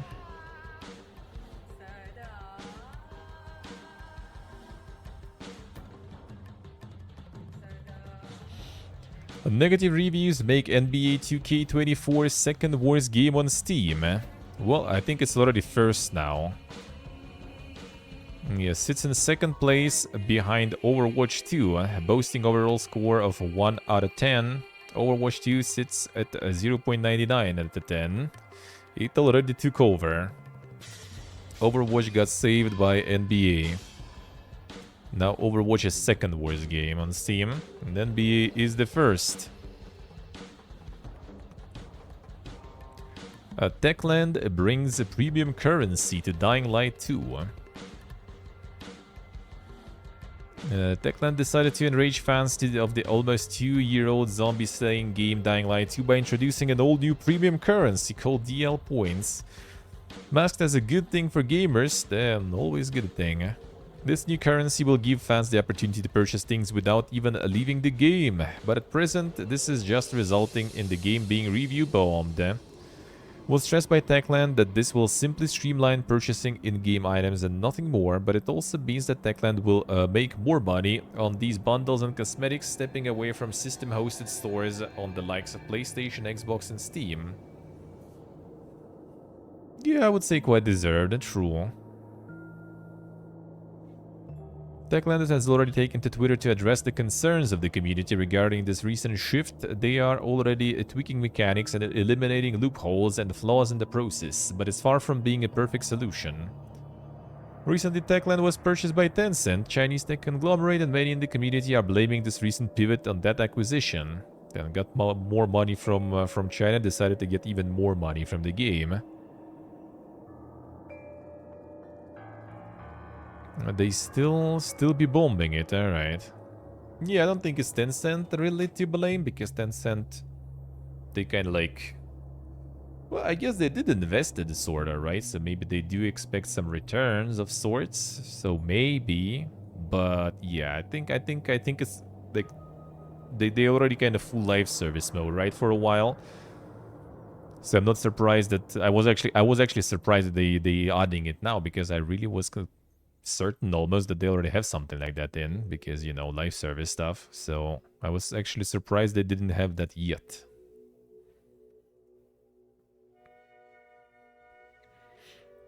No, GTA 6 won't be 750 gigabytes in size and cost $150. In recent weeks, certain leaks and rumors concerning GTA 6 have surfaced and been propagated online by individuals who quite honestly don't know better. From gargantuan file sizes to eye-watering prices, and from a map that encapsulates the entire GTA franchise to 8K gameplay leaks, we've seen it all in the last few weeks. There's one thing that you should be doing is remaining calm and evaluating the news that hit the airwaves. It really does work a lot better when you put your faith in trusted sources and that you don't believe every modded GTA 5 video that's masquerading as the latest GTA 6 leak. The hottest leak to hit the social media circle stated that GTA 6 will be 750 gigabytes in size and it will have a story that lasts at least 400 hours. Oh man, that's the way to think already. Which is laughable at best. Probably one of the most bizarre rumors we've ever heard about a game. And what's worse, there are actually people taking that on board as gospel and spreading the news forth far and wide. Before that, a rumor that the game would cost 150 minimum spread like wildfire happened. My friend reposted that to me too. What's hilarious here is that the original claim that backed that statement was made without any solid source or further context, but it was enough to set the internet ablaze.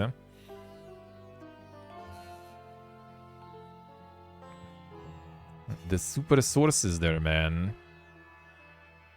Yeah, just farming the clickbait and everything. GTA 6 is huge, so people be farming. People be farming.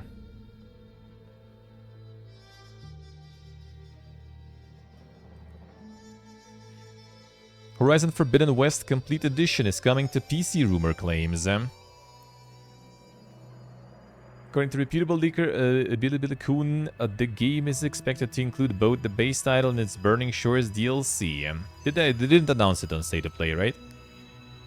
According to our latest information, PlayStation exclusive will be released on PC is none other than Horizon Forbidden West Complete Edition. The game will be available as usual on Steam and Epic Games Store. They did not, alright. We'll see, we'll see.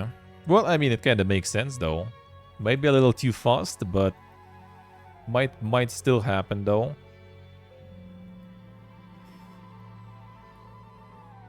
Electronic Arts reportedly ending support for a Wild Hearts 7 months after launch. Damn son, why? What you think has happened to the game has unfortunately happened, the moderator said. Oh, official Discord, okay, I see. And on subreddit from a moderator. In typical Electronic Arts news, it seems like they did not want to sit on the game and give it time and expected it to most likely be the next Monster Hunter. Seems like it didn't turn into the multi-million-dollar big hit they wanted and don't want to give it the love to grow. Servers are likely to stay online. Players shouldn't expect any sort of additional content updates or fixes moving forward. Expected to be an official announcement made according to the moderator. Oof. Yeah, I think game kind of got like favorable reviews and stuff. It had some issues with performance though, right? I think in the beginning and stuff, yeah. So that kind of like probably tanked the start, and instead of, you know, trying to kind of come back from that, just, you know, let it sink. Let it just sink there.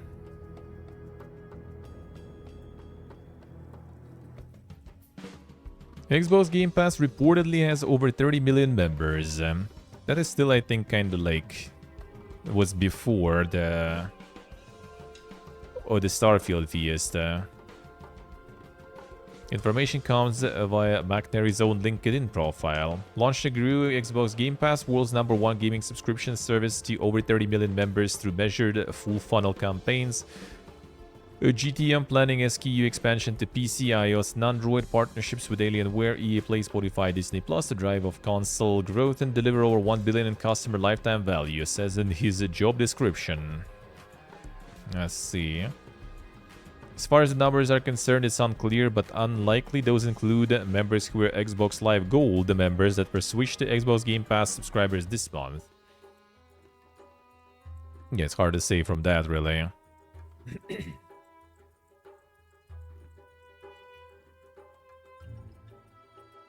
Performance is weird there, alright, I see. It runs fine on 2070, alright.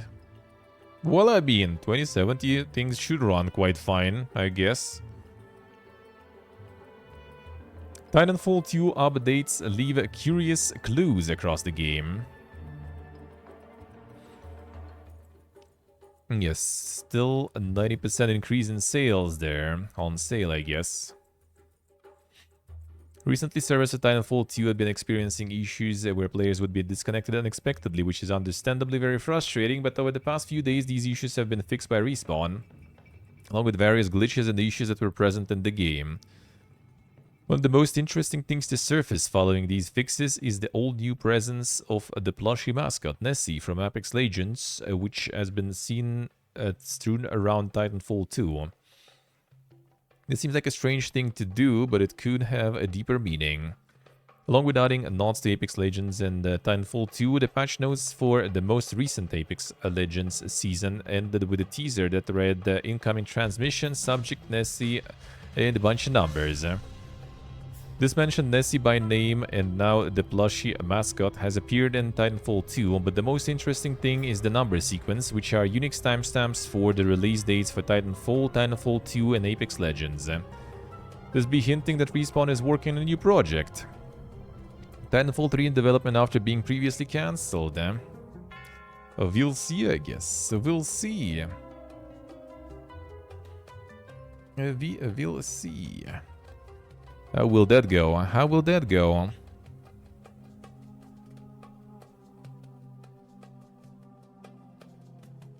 Titanfall related or just Star Wars? Yeah, well, I mean, they're most likely working maybe not even on a single one.